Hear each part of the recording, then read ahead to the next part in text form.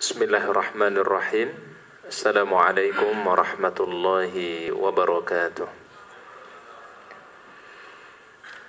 Innal hamdalillah nahmaduhu wa nasta'inuhu wa nastaghfiruh wa na'udzu billahi min shururi anfusina wa min sayyiati a'malina. May yahdihillahu fala mudilla lahu wa may yudlil fala hadiyalah. Asyhadu an la ilaha illallah wahdahu la syarika lah wa ashhadu anna Muhammadan abduhu wa rasuluhu la nabiyya ba'dah. Allahumma salli wa sallim wa barik ala hadzal nabiyil karim nabiyina Muhammad ibn Abdillah wa ala alihi wa ashabihi wa man tabi'ahu bi ihsanin ila yaumiddin, amma ba'd. Ya ayyuhalladzina amanu taqullaha wa qulu qawlan sadida yuslih lakum a'malakum wa yaghfir lakum dhunubakum wa may yuti'illaha wa rasulahu faqad faza fawzan 'azima. Raditu billahi rabban wa bil islami dinan wa bi Muhammadin sallallahu alaihi wasallam nabiyya. Akhwatal iman, bapak-bapak dan ibu-ibu yang senantiasa dimuliakan dan dicintai oleh Allah Subhanahu wa taala.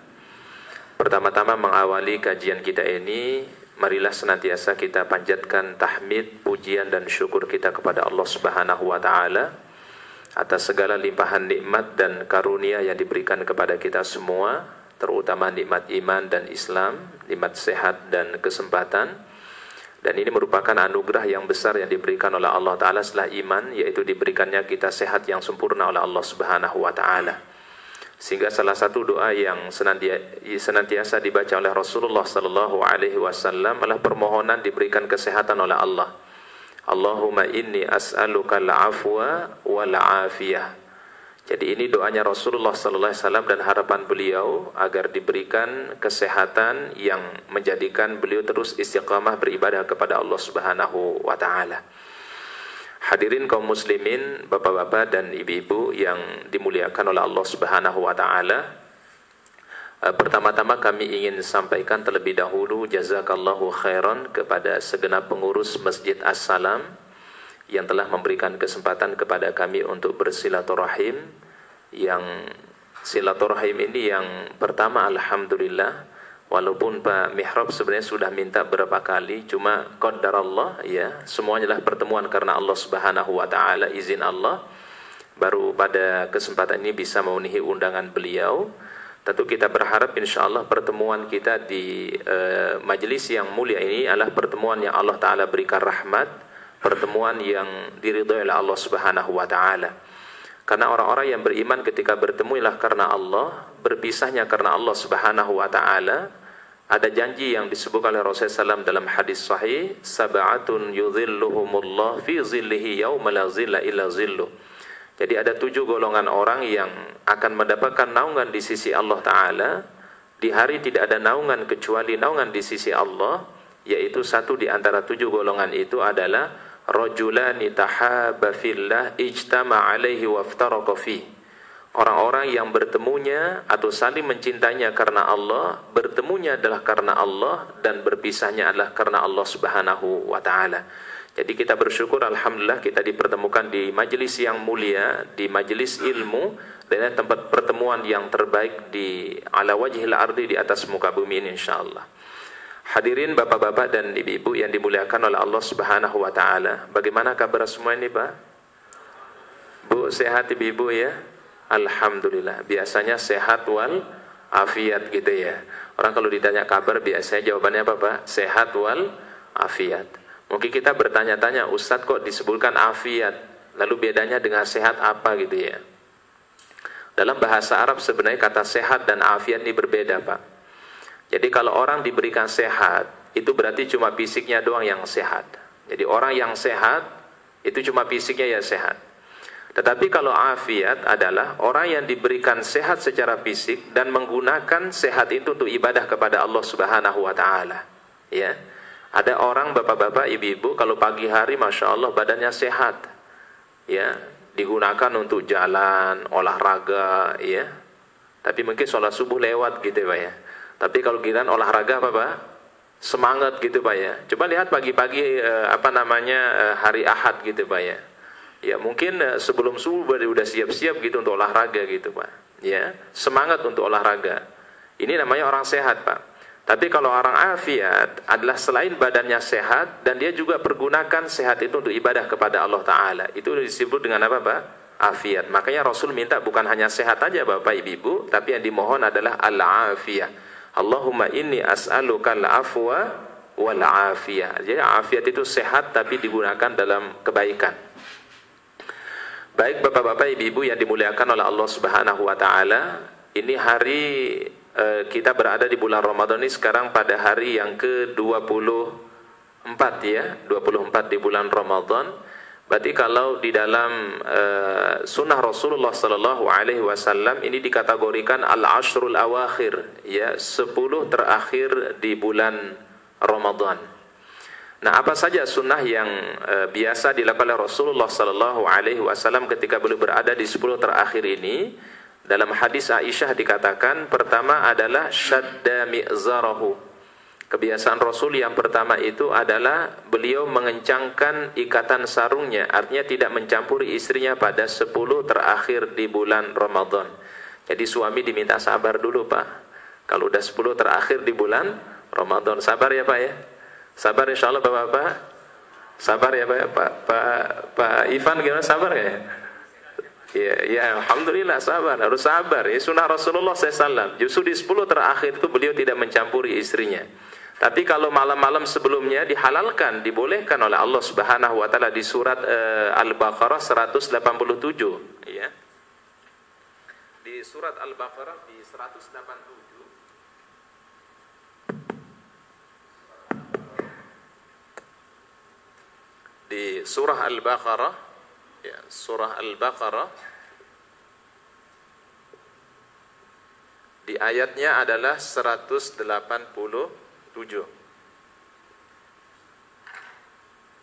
Coba dibuka dulu Pak di surat Al-Baqarah di ayat yang ke 187, ya. Silakan ibu-ibu bisa dibuka di surat Al-Baqarah, surat yang kedua, yaitu pada ayat 187. Silakan Pak Ivan, mungkin bisa dibaca Pak artinya.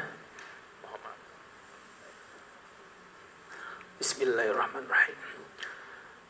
Dihalalkan bagimu pada malam hari puasa bercampur dengan istrimu. Mereka adalah pakaian bagimu dan kamu adalah pakaian bagi mereka. Allah mengetahui bahwa kamu tidak dapat menahan dirimu sendiri, tetapi Dia menerima taubatmu dan memaafkanmu. Maka sekarang campurilah mereka dan carilah apa yang telah ditetapkan Allah bagimu. Makan dan minumlah hingga jelas bagimu perbedaan antara benang putih dan benang hitam, yaitu fajar. Kemudian sempurnakanlah puasa sampai datang malam. Tetapi jangan kamu campuri mereka. Ketika kamu beriktikaf dalam masjid, itulah ketentuan Allah, maka janganlah kamu mendekatinya.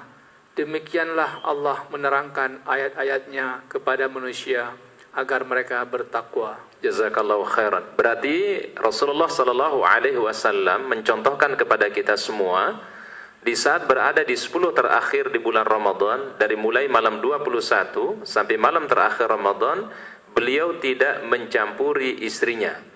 Berarti di malam-malam sebelumnya, di malam 10 pertama, di malam 10 yang kedua, uhilla lakum lailatas siyamir rafathu ila nisaikum. Dihalalkan untuk mencampuri istri pada malam-malam di bulan Ramadan. Tapi Rasulullah SAW tidak melakukan bercampur dengan istri pada kapan, Pak? Pada 10 terakhir di bulan Ramadan. Jadi kebiasaan Rasul yang pertama itu, Pak. Kebiasaan yang kedua beliau adalah ahya lailahu, menghidupkan malam-malamnya dengan rangkaian ketaatan kepada Allah. Dengan melaksanakan sholat sunnah, kemudian membaca Al-Quran, tadarus Al-Quran, berzikir kepada Allah, bertasbih, bertahmid, bertahlil, dan bertakbir. Subhanallah, walhamdulillah, wa la ilaha illallah, wallahu akbar. Atau membaca Subhanallah wa bihamdihi, subhanallahil azim. Kemudian Rasulullah SAW menghidupkannya juga dengan memperbanyak istighfar kepada Allah Subhanahu wa ta'ala. Kita ucapkan astaghfirullah atau astaghfirullahal azim alladzi la ilaha illa huwal hayyul qayyum wa atubu ilaih, atau membaca sayyidul istighfar Allahumma anta rabbi la ilaha illa anta sampai seterusnya. Ini kebiasaan Rasul yang kedua. Jadi beliau menghidupkannya dengan rangkaian ibadah dan ketaatan kepada Allah. Kemudian kebiasaan beliau yang ketiga adalah wa aiqadha ahlahu, beliau membangunkan keluarganya. Berarti beliau tidak beritikaf sendiri, tapi juga beliau mengajak keluarga, mengajak istri dan juga mengajak keturunan beliau atau anak beliau di saat beliau menghidupkan 10 terakhir di bulan Ramadan. Kemudian Rasulullah sallallahu alaihi wasallam mengajarkan satu doa kepada Aisyah radhiyallahu anha ummul mukminin. Ketika Aisyah bertanya kepada Rasul, "Ya Rasulullah, apabila aku mengetahui itu adalah malam Lailatul Qadar atau aku berada pada malam Lailatul Qadar, apa doa yang aku harus baca wahai Rasulullah sallallahu alaihi wasallam?" Maka Rasul mengajarkan satu doa kepada Aisyah, "Allahumma innaka afun tuhibbul afwa fa'fu anni." Jadi ini doa ini sebenarnya Bapak-bapak Ibu sebaiknya dibaca di 10 terakhir di bulan Ramadan. Allahumma innaka afun tuhibbul afwa fa'fu anni. Ya artinya adalah ya Allah engkau maha pengampun, cinta kepada ampunan, ampunilah segala kesalahan-kesalahanku.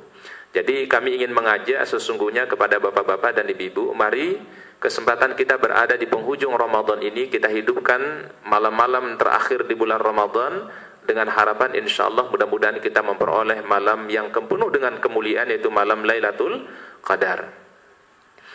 Hadirin bapak-bapak ibu-ibu yang dimuliakan oleh Allah Subhanahu wa taala, sebagaimana yang disampaikan oleh Pak MC tadi, ya, mungkin Ustadz ingin memberikan ta'aruf terlebih dahulu. Ta'aruf itu apa nih Pak? Ta'aruf.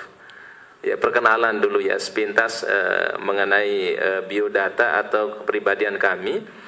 Nama saya adalah Ahmad Syujai. Ya, Ahmad Syujai. Ya. Tinggalnya ada di Jati Bening, ya, Jati Bening di Komplek AL, Jati Bening dari sini yang nggak terlalu jauh lah Pak ya.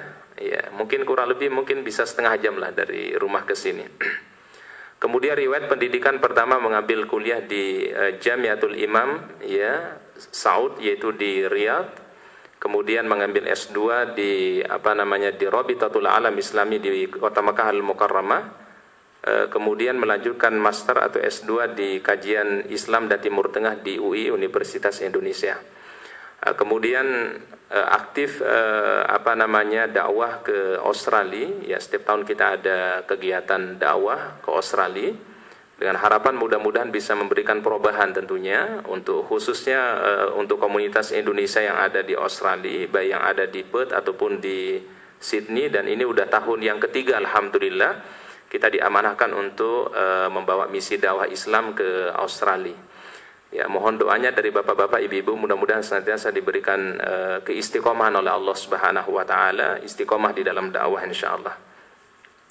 Baik, tema kita mungkin pada pagi hari ini adalah temanya mengenai ya al-musaratu ilal khairat, ya, menyegerakan kebaikan dan larangan untuk menunda sebuah kebaikan. Ya, jadi temanya kami ulangi sekali lagi. Al-musara'atu fil khairat, menyegerakan amal soleh, amal kebaikan, dan meninggalkan menunda-nunda kebaikan. Ya. Kalau kita memperhatikan Bapak Ibu, Allah Subhanahu wa taala memberikan kita waktu ini adalah sama semua Pak. Jadi kalau saya ibaratkan sesungguhnya modal yang Allah taala itu berikan itu sama Pak. Kita semua sama di sisi Allah taala. Modal yang diberikan oleh Allah Ta'ala itulah kurang lebih sekitar 24 jam. Betul ya Pak ya? Ini modal sesungguhnya. Baik, dari 24 jam ini Bapak-bapak, Ibu-ibu, kalau orang diberikan modal, sederhana saja misalnya Pak, kalau orang mungkin diberikan modal untuk usaha, ya, ada orang yang diberikan modal, ketika dia diberikan modal, nanti dia akan balik dengan membawa keberuntungan. Ya Pak ya? Jadi dia berusaha, dia sungguh-sungguh, dan dia kembali membawa keberuntungan. Ada orang yang dikasih modal, mohon maaf bukan keberuntungan yang didapat, bukan lebih yang didapat, tetapi justru yang dapat apa Pak? Kerugian. Padahal modal yang dikasih mungkin sama Pak.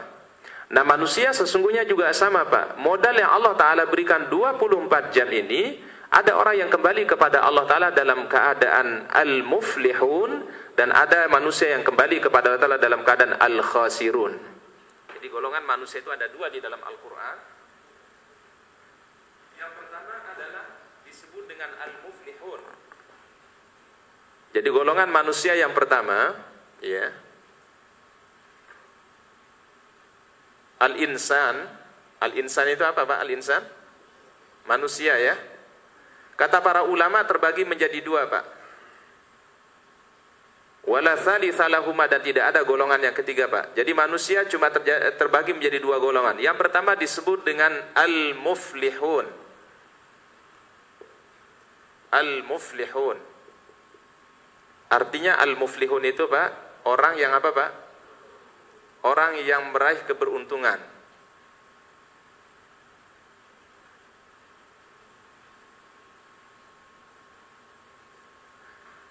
Golongan yang kedua manusia disebut dengan al-khasirun.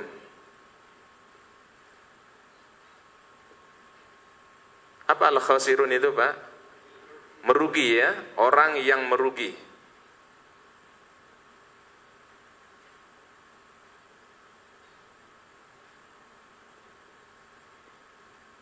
Jadi al-insan itu artinya tadi manusia. Jadi klasifikasi manusia di dalam Al-Quran itu ada dua, yang disebutkan oleh Allah Ta'ala di dalam banyak ayat Al-Quran. Golongan manusia yang pertama disebut dengan al-muflihun. Al-muflihun itu artinya orang-orang yang meraih keberuntungan, orang-orang yang berbahagia. Tapi yang kedua disebut dengan al-khasirun, orang-orang yang mengalami kerugian. Jelas patokannya Bapak-bapak, Ibu-ibu, kalau orang yang beriman ini masuk di sini nih, al-muflihun. Udah jelas, Pak. Kemudian di sini al-khasirun sudah jelas adalah dimasukkan dengan al-kuffar, orang-orang yang ingkar kepada Allah Ta'ala, mereka disebut dengan ulaika humul khasirun. Mereka disebut orang-orang yang apa, Pak? Rugi.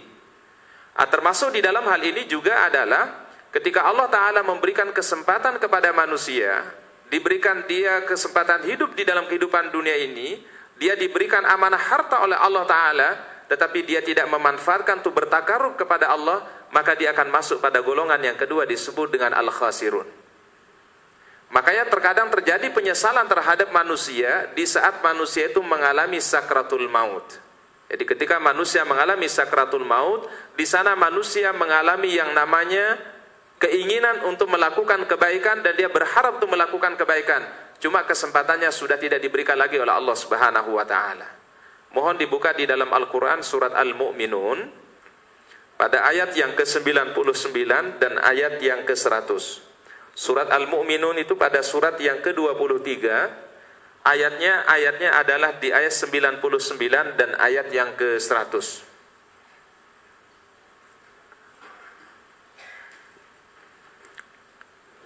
Bismillahirrahmanirrahim. Surah 23 ayat 99.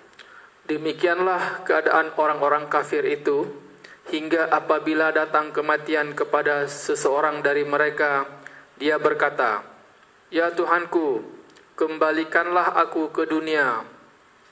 Ayat 100, agar aku dapat berbuat kebajikan yang telah aku tinggalkan. Sekali-kali tidak, sungguh itu adalah dalih yang diucapkan saja, dan di hadapan mereka adalah barzah sampai pada hari mereka dibangkitkan. Baik, ini gambaran Bapak-bapak, Ibu-ibu yang dimuliakan oleh Allah Ta'ala. Penyesalan pertama kali manusia itu adalah ternyata di saat mengalami sakratul maut. Betapa banyak orang mengalami penyesalan dalam kondisi dia sakratul maut. Dia baru sadar ketika Allah Ta'ala telah mencabut nyawanya atau sedang mencabut nyawanya. Termasuk yang terjadi pada seseorang yang pernah mengatakan dirinya sebagai Tuhan. Ana rabbukumul a'la. Siapa dia ini, Pak? Fir'aun. Fir'aun itu termasuk orang yang mengalami penyesalan di saat-saat dia akan diambil nyawanya oleh Allah Subhanahu wa Ta'ala. Sampai Fir'aun mengatakan, aku beriman kepada Tuhan yang diimani oleh Bani Israel. Tetapi di saat sakratul maut, yaitu adalah kesempatan taubat sudah tidak diterima lagi oleh Allah Subhanahu wa Ta'ala. Karena taubat itu diterima oleh Allah Ta'ala dalam dua kondisi selama tidak mengalami dua kondisi. Yang pertama kata Rasul, ma lam yughargir, selama nyawanya belum ada di mana? Di tenggorokan. Yang kedua adalah sebelum matahari terbit dari sebelah barat, qabla tulu'us syamsi min maghribiha. Jadi ketika Allah Ta'ala memberikan kepada kita kesempatan hidup di dunia ini, berarti kesempatan untuk melakukan kebaikan dibuka seluas-luasnya oleh Allah. Kesempatan untuk bertaubat pun juga dibuka seluas-luasnya oleh Allah Subhanahu wa taala. Bahkan dikatakan oleh Rasulullah SAW dalam hadis sahih, Allah Ta'ala membuka tangannya di malam hari agar hamba-hambanya di pagi hari bertaubat kepada Allah Subhanahu wa taala. Dan Allah Ta'ala membuka tangannya di pagi hari agar hamba-hamba yang melakukan kesalahan di malam hari dia bertaubat dan beristighfar kepada Allah Subhanahu wa taala. Dan ini akan menjadikan Allah Ta'ala semakin senang kepada hamba dan berbahagia kepada hamba. Jadi ketika kita beristighfar kepada Allah, mohon ampun kepada Allah Ta'ala atas segala kekurangan kita, atas segala dosa yang kita lakukan, justru Allah Ta'ala akan sangat bahagia dengan taubatnya seorang hamba. Tetapi ketika hamba itu tidak mau bertaubat, justru Allah Ta'ala sangat tidak menyukainya. Diberikan sebuah gambaran oleh Rasulullah SAW bagaimana senangnya Allah Ta'ala dengan taubatnya seorang hamba itu adalah, Rasul mengibaratkannya seperti seseorang yang hilang kendaraan darinya, ya. Jadi kendaraan yang di situ ada makanan, ada minumannya, semua keperluannya ada di situ, Pak. Tiba-tiba hilang, Pak. Ketika dia hilang, Pak, ini si fulan dia cari barang yang hilang tadi tapi tidak menemukannya, Pak. Dia cari ke sana kemari, dia tidak mendapatkannya. Kemudian dia hampir pada titik sudah berputus asa, Pak. Lalu dia duduk di bawah pohon, kata Rasulullah SAW. Dia coba membayangkan kalau seandainya kendaraannya ada di hadapannya. Ya, membayangkan kalau sesuatu yang hilang tadi itu kembali. Tidak lama kemudian ternyata kendaraan ini ada di hadapannya. Betapa senangnya orang ini menemukan kembali sesuatu yang hilang tadi, Pak. Karena saking senangnya dia salah mengucapkan Allahumma anta abdi wa ana rabbuka. Ya Allah, engkau itu adalah hambaku dan aku adalah Allah atau Tuhanmu. Bayangkan karena saking apanya, Bapak Ibu, bahagia dan senangnya. Senangnya seseorang ketika dia mendapatkan sesuatu yang hilang, itulah melebihi senangnya Allah Ta'ala ketika seorang hamba kembali bertaubat dan beristighfar kepada Allah Subhanahu wa Ta'ala. Oleh karena Rasulullah SAW yang paling beliau perbanyak adalah ucapan apa, Pak? Istighfar. Tuba liman wajada fi sahifatihi istighfarun katsira. Berbahagialah orang-orang yang mendapatkan pada catatan amalnya ucapan apa, Pak? Istighfar. Jadi semakin kita memperbanyak istighfar, bapak-bapak dan ibu-ibu, insya Allah semakin mendatangkan cintanya Allah Subhanahu wa Ta'ala. Apalagi kita ini sebagai manusia pasti udah barang tentu banyak apanya, Pak? Banyak salah dan banyak dosanya. Wong Rasulullah SAW saja udah dijamin, ya, jaminan ma taqaddama wa ma ta'akhir, diampuni yang telah lalu dan akan datang. Ternyata yang beliau perbanyak apa? Ucapan istighfar kepada Allah Subhanahu wa Ta'ala. Kemudian berikutnya mohon kita buka firman Allah Subhanahu wa Ta'ala di dalam Al-Quran, surat yang ketiga, surat Ali Imran. Anjuran untuk mengejar kebaikan dan menyegerakan kebaikan, surat Ali Imran, ayatnya pada ayat 133. Kita buka pada surat Ali Imran, ayat 133. Silakan Pak Ivan. Ayat 133 Ali Imran. Dan bersegeralah kamu mencari ampunan dari Tuhanmu dan mendapatkan surga yang luasnya seluas langit dan bumi yang disediakan bagi orang-orang yang bertakwa. Baik. Ayat ini bapak-bapak, ibu-ibu, ada satu perintah dari Allah Ta'ala menggunakan fi'ul amr. Dalam bahasa Arab, Pak, fi'il amr itu biasa kata perintah. Saya hapus ini, Pak, ya.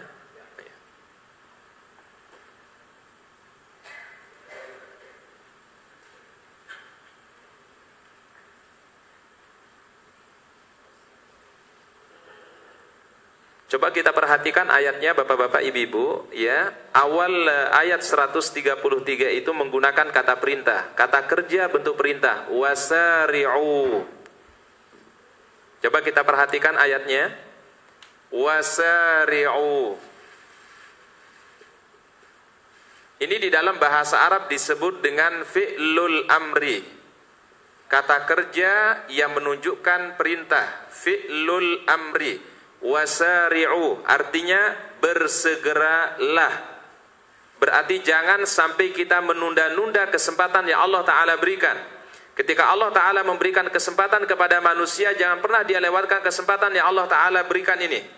Di saat kita dikasih bertemu dengan Ramadan, kesempatan Ramadan ini mohon jangan sampai kita lewatkan. Karena tidak sedikit kaum muslimin bertemu dengan Ramadan, tetapi Ramadan seperti bulan-bulan pada umumnya. Orang-orang yang beriman bertemu dengan Ramadan justru merasa bahagia, disitulah dia bisa mengejar kebaikan yang tidak ada pada bulan yang lain. Bahkan bapak-bapak, ibu-ibu yang dimuliakan oleh Allah Ta'ala, ada satu amalan yang nilai kebaikannya Pak tidak ditentukan batasan pahalanya oleh Allah Subhanahu wa Ta'ala. Betul enggak? Kalau amal ibadah yang lain kan berdasarkan hadis Rasul, al-hasanatu bi asyri amsalihah. Satu kebaikan itu dilipat gandakan menjadi berapa? Menjadi 10 kebaikan, ila sab'i mi'ati dhifin, sampai menjadi 700 kebaikan. Kecuali kata Rasul, illa siyam, kecuali ibadah siyam, ibadah puasa. Fa innahu li wa ana ajzi bihi, puasa itu untuk aku dan akulah yang akan memberikan balasannya. Jadi kalau kita ditanya, berapa kebaikan dan pahala yang Allah Ta'ala berikan bagi orang yang berpuasa, wallahu a'lam, itu merupakan hak Allah Subhanahu wa Ta'ala. Berbeda dengan ibadah-ibadah yang lain Pak, sudah dipatok oleh Allah Ta'ala, satu kebaikan menjadi 10 kebaikan, bahkan menjadi 700 kebaikan. Tetapi kalau puasa, itu adalah merupakan hak prerogatifnya Allah Subhanahu wa Ta'ala. Oleh karenanya Allah Ta'ala gunakan di sini kata apa Pak? Perintah. Wasari'u. Apa tadi artinya wasari'u? Ini bentuk berarti kata kerja Pak. Dan di dalam kaidah fikih biasanya kalau kita mengkaji fikih, al-aslu fil amri al-wujub. Asal kata perintah itu pasti menunjukkan wajib. Apa saja biasanya kata perintah dalam Al-Quran dan hadis, itu biasanya hukumnya apa Pak? Wajib. Berarti wasari'u, wajib hukumnya bagi seorang yang beriman untuk menyegerakan. Apa yang disegerakan di dalam ayat ini Bapak-bapak Ibu ada dua hal. Yang pertama adalah al-maghfirah. Apa al-maghfirah? Ampunan.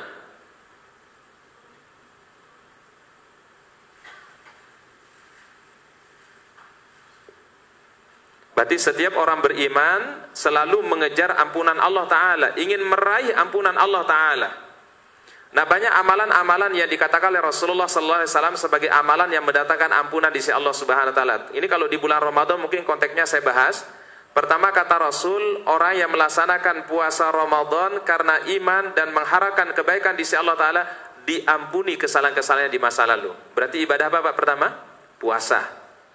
Kemudian malam hari orang melakukan qiyam Ramadan, sholat tarawih. Barang siapa yang mengerjakan sholat tarawih karena iman dan mengharapkan pahala di sisi Allah Ta'ala, diampuni kesalahan-kesalahannya di masa yang lalu. Di 10 terakhir juga demikian. Barang siapa yang menghidupkan 10 terakhir di bulan Ramadan karena iman dan mengharapkan pahala di sisi Allah, diampuni kesalahan-kesalahannya di sisi Allah Subhanahu wa Ta'ala. Berarti sebenarnya di bulan Ramadan ini yang paling dikejar oleh orang yang berada di bulan Ramadan ini yang pertama Pak, al-maghfirah, ampunan Allah Subhanahu wa Ta'ala. Siang hari, malam hari, 10 terakhir Ramadan, itu ujungnya akan berakhir pada ampunan Allah Subhanahu wa Ta'ala. Dan yang diminta tadi oleh Rasulullah SAW di 10 terakhir itu apa Pak? Allahumma innaka afuun tuhibbul afwa. Yang diminta apa Pak? Ampunan. Itulah bulan Ramadan. Yang pertama kali yang dikejar adalah wasari'u ila maghfirah, ampunan Allah Subhanahu wa Ta'ala. Kemudian yang kedua yang mesti kita kejar dan yang mesti kita raih dalam hidup ini adalah al-jannah.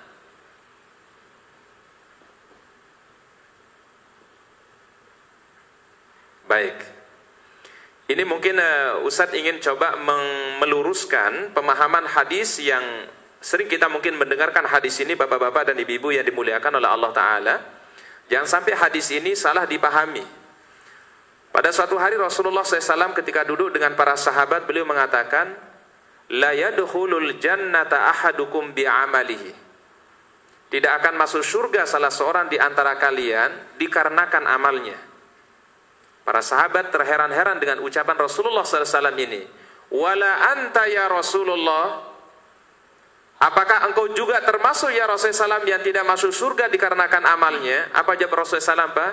wala ana, termasuk aku juga, kata Rasulullah SAW, illa ayyataghammadani Allahu birahmati wa fadli, melainkan karena rahmat dan karena kebaikan Allah Subhanahu wa taala. Sepintas mohon maaf Bapak Ibu, orang pasti berpikiran gini, orang nggak perlu beramal, orang tidak perlu berbuat amal soleh, udah deh minta ridho saja deh, insya Allah nanti dapat apa Pak? Surganya Allah. Dia tinggalkan amal perbuatan, bahkan dia berbuat maksiat dengan keyakinan bahwa maksiat itu dia akan mempengaruhi keimanannya. Ya, ini yang disebut dengan paham al-murji'ah. Al-murji'ah itu yang beranggapan bahwasannya iman itu amal soleh itu tidak mempengaruhi iman. Demikian juga yang namanya dosa, kemaksiatan itu tidak akan mempengaruhi keimanan. Padahal kalau dalam konsep Ahlus Sunnah wal Jamaah kan al-imanu yazidu wa yanqus. Iman itu bisa apa Pak? Yazid itu bisa bertambah, bisa naik, bisa juga iman itu apa Pak? Turun. Bagaimana naiknya kata Rasul? Yazidu bitta'at. Ketika orang itu melakukan amal kebaikan, amal soleh, itu sebenarnya imannya bertambah di sisi Allah Subhanahu wa taala. Namun ketika orang melakukan perbuatan dosa, maka dikatakan wa yanqusu, dia adalah dalam kondisi apa Pak? Turun keimanannya di sisi Allah Subhanahu wa taala. Berarti amal itu mempengaruhi enggak Bapak Ibu? Mempengaruhi iman kita Pak. Nah sehingga Rasulullah SAW katakan tadi Pak, aku ini masuk surga semata-mata karena rahmat dan ridho Allah Ta'ala. Pertanyaannya adalah, untuk kita bisa meraih rahmat dan ridho Allah Ta'ala itu bagaimana cara kita Pak? Beramal enggak? Beramal. Mari kita lihat dalam banyak Al-Quran Pak, kata iman itu tidak pernah berdiri sendiri, selalu di belakangnya adalah wa'amilus solihat. Dicoba kita buka di surah Al-Asr Bapak-bapak Ibu-ibu. Di surat Al-Asr, di situ Allah Ta'ala katakan illalladzi na'amanu. Setelah illalladzina amanu apa bunyi ayatnya? Wa amilus solihat. Berarti iman itu Bapak-bapak Ibu-ibu terdiri dari dua unsur sebenarnya Pak. Terdiri dari iman itu sendiri, keyakinan kepada Allah, apa yang diyakini dalam hati Pak. Kemudian dibuktikan di dalam bentuk apa Pak? Wa amilus solihat. Jadi orang yang beriman itu tidak mungkin dikatakan beriman kalau dia tidak beramal soleh. Bahkan Rasulullah SAW yang kita tahu bagaimana beliau adalah orang yang paling dekat kepada Allah Ta'ala, justru beliau luar biasa qiyamul lailnya Pak. Disebutkan dalam hadis Hudzaifah bin Yaman, Rasulullah SAW pernah melaksanakan qiyamul lail, beliau membaca surat Al-Baqarah untuk 1 rakaat. Berapa jumlah Al-Baqarah Bapak Ibu? Berapa Bu? 286 ayat. Alhamdulillah Bapak-bapak assalam, Ibu-ibu assalam juga baca Al-Baqarah. Ya, yang di awal ya. Apa Al-Baqarah Pak? Alif lam mim zalikal kitabul la raiba fihi sampai ulaika ala hudam mir rabbihim wa ulaika humul. Itu Al-Baqarah. Pertengahan Al-Baqarah dibaca juga sama Bapak-bapak kan? Allahu la ilaha illa huwal hayyul qayyum ya Bu ya. Nanti di akhir Al-Baqarah 2 ayat terakhir atau 3 ayat terakhir ya, lillahi ma fis samawati wa ma fil. Masya Allah, berarti bapak-bapak sama qiyamul lail sama Rasul ya. Baca surat kalau Rasul yang dibaca bukan kayak tadi Pak, 286 ayat dibaca semua untuk 1 rakaat itu Bapak-bapak Ibu-ibu. Makanya sampai kata Aisyah radhiyallahu anha hatta tafattarat qadamahu, sampai kedua kaki Rasulullah SAW itu apa Pak? Bengkak. Kita alhamdulillah belum bengkak kan Pak Ivan ya, belum ya? Bapak-bapak belum pada bengkak ya? Kita baru kita kena asam urat aja Ustaz, ya. Kita imam qiyamul lail aja mungkin baru 1 lembar aja udah berat rasanya Pak ya, Masya Allah. Luar biasa ya Rasulullah SAW. Makanya tidak tergambar bagaimana kesesuaian Rasul dalam ibadah Pak. Makanya sampai Aisyah itu kasihan sama Rasul Pak. Beliau sudah benar-benar mendapatkan ampunan di sisi Allah Ta'ala, sudah dikasih jaminan, tetapi beliau tidak putusnya qiyamul lail. Sampai kata Aisyah, ya Rasul tinggalkanlah ini, karena engkau sudah dijamin oleh Allah Ta'ala yang telah lalu dan akan datang. Apa kata Rasulullah SAW? Afala uhibbu an akuna abdan syakura. Apakah aku tidak ingin termasuk orang-orang yang bersyukur? Jadi ternyata Pak, al-jannah itu tidak bisa diperoleh kecuali dengan al-amalus soleh, kecuali dengan apa Pak? Amal soleh. Al-amalus soleh. Jadi al-jannah itu adalah al-amalus soleh. Amal soleh lah Pak yang bisa menghantarkan kita kepada surganya Allah Subhanahu wa taala, ya. Baik, jadi kunci, kami ulangi sekali lagi, yang disegerakan menurut ayat Al-Quran tadi adalah di surat Ali Imran di 133. Wasari'u itu bentuknya apa Pak? Fi'l amr itu apa tadi artinya Pak? Kata kerja apa yang kita diperintahkan oleh Allah Ta'ala Pak, dan ini hukumnya wajib bagi seorang mukmin itu ada dua Pak. Pertama, kejarlah adalah al-maghfirah, ampunannya Allah. Kemudian yang kedua yang mesti kita raih dan kejar adalah al-jannah, surganya Allah Subhanahu wa Ta'ala. Berarti orang yang beribadah, dia mengharapkan ridha Allah Ta'ala dan juga meraih surganya Allah Ta'ala, itu bukan sesuatu yang disalahkan Pak. Bahkan Rasulullah SAW meminta surga Bapak Ibu. Jadi kalau ada orang mungkin berpikiran, Ustadz, orang kalau ibadahnya untuk dapat surga itu kayak kurang ikhlas. Enggak Pak. Wah, Rasulullah SAW aja yang diminta apa Pak? Surga. Allahumma inni as'alukal jannah wa ma qarraba ilaiha min qaulin wa amal. Atau beliau membaca Allahumma inni as'aluka ridhaka wal jannah. Bahkan Abu Bakar As-Siddiq radhiyallahu anhu mengatakan, pada suatu malam beliau pernah mendengar Rasulullah SAW ketika qiyamul lail, setiap ada ayat yang berbicara mengenai surga, beliau berhenti sejenak dan beliau memohon kepada Allah Ta'ala dengan berdoa, Allahumma inni as'alukal jannah. Jadi misalnya bapak-bapak, ibu-ibu, kalau kita sholat malam atau qiyamul lail misalnya, imam membaca ayat-ayat tentang surga, maka disunnahkan oleh Rasulullah SAW untuk diam sejenak membaca Allahumma inni as'alukal jannah, mohon surganya Allah Subhanahu wa Ta'ala. Kemudian apabila beliau melewati ayat mengenai neraka, kata Abu Bakar As-Siddiq, beliau selalu berlindung kepada Allah Ta'ala dengan mengucapkan Allahumma inni a'udzubika minan nar, aku berlindung dari api neraka. Rasulullah SAW. Dan apabila ada ayat berbicara tentang tasbih kepada Allah, mensucikan dan mengagungkan nama Allah Ta'ala, maka Rasul selalu mengucapkan Subhanallah. Jadi yang disunahkan cuma 3 Pak. Ya, di saat kita mendengarkan imam atau menyimak imam waktu sholat, pertama memohon surganya Allah, kemudian yang kedua berlindung dari api neraka, dan yang ketiga apa Pak? Bertasbih kepada Allah Subhanahu wa Ta'ala. Tadi Pak, ini yang disunahkan oleh Rasulullah Sallallahu Alaihi Wasallam. Jadi ada 2 perintahnya Pak, wasari'unya ada 2. Pertama adalah al-maghfirah, ampunan Allah. Dan ini harus kita kejar Bapak-bapak, bagaimana kita meraih ampunan Allah Subhanahu wa Ta'ala. Dan yang kedua adalah al-jannah, surga yang Allah Ta'ala janjikan bagi orang-orang yang beriman. Baik, berikutnya mari kita buka di surat Al-Anbiya. Surat Al-Anbiya itu di surat 21. Ayatnya adalah ayat yang ke-90. Ini kita akan sedikit berbicara mengenai keluarga Nabi Zakaria alaihissalam.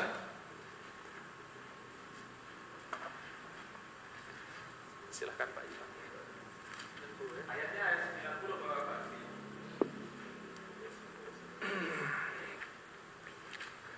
Bismillahirrahmanirrahim. Maka kami kabulkan doanya dan kami anugerahkan kepadanya Yahya, dan kami jadikan istrinya dapat mengandung. Sungguh mereka selalu bersegera dalam mengerjakan kebaikan, dan mereka berdoa kepada kami dengan penuh harap dan cemas, dan mereka orang-orang yang khusyuk kepada kami. 90-an. Baik, yang kita akan bahas Bapak-bapak, Ibu-ibu. Di dalam ayat ini Allah Ta'ala akan coba setting kepada kita semua gambaran yang Allah Ta'ala berikan tentang usratu Zakaria, keluarga orang yang terbaik, nabi yang sangat soleh yang diabadikan dalam Al-Quran. Nabi siapa Pak? Nabi Zakaria. Zakaria ini Bapak-bapak, Ibu-ibu, kalau kita membaca sejarah di dalam Al-Quran, dia kan termasuk orang yang diuji oleh Allah Ta'ala, belum memiliki keturunan sampai usianya sudah lanjut. Kalau ungkapan Al-Quran di situ tuh, inni wahanal azmu, tulangku ini sudah lemah. Washta'ala ra'su syaiban, dan rambutku sudah mulai memutih. Ini berarti nandakan apa ini Bapak Ibu? Nandakan sudah sangat tua. Inni wahanal azmu minni washta'ala ra'su syaiban. Tetapi Nabi Zakaria Pak, walam akun bidu'ai rabbi syaqiyya, aku tidak pernah berputus asa dari berdoa kepada Allah Subhanahu wa Ta'ala. Baik Bapak Ibu, apa yang Allah Ta'ala berikan, ternyata Allah Subhanahu wa Ta'ala setelah melalui usaha yang begitu panjang, doa yang selalu dia panjatkan Zakaria alaihissalam, Allah Ta'ala memberikan kabar akan diberikan keturunan yang nanti diberikan nama Yahya alaihissalam. Jadi Zakaria ini memiliki putra namanya Nabi siapa Pak? Nabi Yahya. apa kunci Zakaria ini bisa memperoleh kebaikan dan apa yang menjadi niatnya dikabulkan oleh Allah Ta'ala? Ternyata kuncinya ada 3 dalam ayat ini, Pak. Pertama adalah yusari'una fil khairat. Yusari'una fil khairat. Apa artinya yusari'una fil khairat, Pak? Selalu menyegerakan berbuat kebaikan. Ketika azan sudah dikumandangkan, maka dia lepas kesibukan, dia tinggalkan kesibukan duniawi sementara dan dipenuhi panggilan Allah Subhanahu wa taala. Ketika ada perintah untuk menjalankan puasa di bulan Ramadan, sami'na wa ata'na, dan dia jalankan dengan sepenuh hatinya.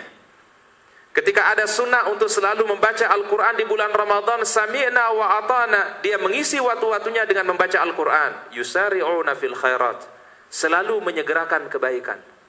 Bahkan sampai dikisahkan bahwa Bapak Ibu, Rasulullah SAW pada suatu hari, ini terjadi di waktu sholat asar, Pak. Rasulullah SAW ketika selesai sholat asar, kan biasanya beliau berzikir dulu ya Pak ya, membaca mungkin Astaghfirullah, Astaghfirullah, Astaghfirullah, Allahumma antas salam wa minkas salam, tabarakta ya zal jalali ikram. Kemudian beliau membaca biasanya Allahumma a'inni ala dzikrika wa syukrika wa husni ibadatika, membaca ayat kursi, Al-Ikhlas, Al-Falaq, dan An-Nas. Kemudian tasbih 33, Alhamdulillah 33, Allahu Akbar 33. Kan 99 tuh Pak. Ditambah dengan La ilaha illallah wahdahu la syarikalah. Tetapi pada suatu hari Bapak Ibu, Rasulullah SAW tidak melakukan sesuatu yang biasa beliau lakukan, Pak. Assalamualaikum, Assalamualaikum, tiba-tiba beliau meninggalkan masjid. Ya Pak ya? Jadi begitu Assalamualaikum, Assalamualaikum, tiba-tiba beliau apa? Bangun meninggalkan masjid. Para sahabat agak sedikit terheran dengan Rasulullah SAW. Kok tumben Rasulullah SAW biasanya beliau zikir dulu, ya, membaca beberapa doa setelah salat. Tapi ini beliau kok buru-buru, ada apa dengan Rasulullah SAW? Sampai dikatakan seakan-akan orang yang menahan sesuatu ingin qadha hajat dan dia buru-buru keluar dari masjid.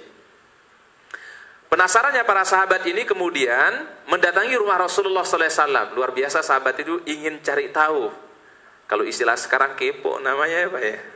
Tapi kalau keponya sahabat beda sama kita. Kita urusan yang nggak penting, kita kepingin tahu Pak. Kalau para sahabat itu kepo juga Pak. Tapi yang dia kepo itu apa Pak? Sesuatu yang baik, yang bagus ya. Jadi para sahabat ini coba cari tahu nih, ada apa Rasulullah SAW ini? Kemudian para sahabat ini mendatangi rumah Rasulullah SAW. Ya Rasulullah SAW, kata para sahabat, biasanya engkau setelah sholat, engkau membaca zikir, ya. Tetapi saat ini kenapa engkau tiba-tiba meninggalkan masjid? Apa kata Rasulullah SAW? Wahai para sahabatku, tadi saya teringat, setelah salam itu aku teringat, semalam itu aku berniat untuk mensodakohkan berapa gram dari emas. Ya, jadi Rasulullah SAW sudah niat, ya, semalam untuk mensodakohkan berapa gram dari emas. Kemudian aku baru teringat dan aku pulang segera dan meminta kepada Ummul Mukminin, istriku, kata Rasulullah SAW, untuk membagikannya kepada kaum fakir dan miskin.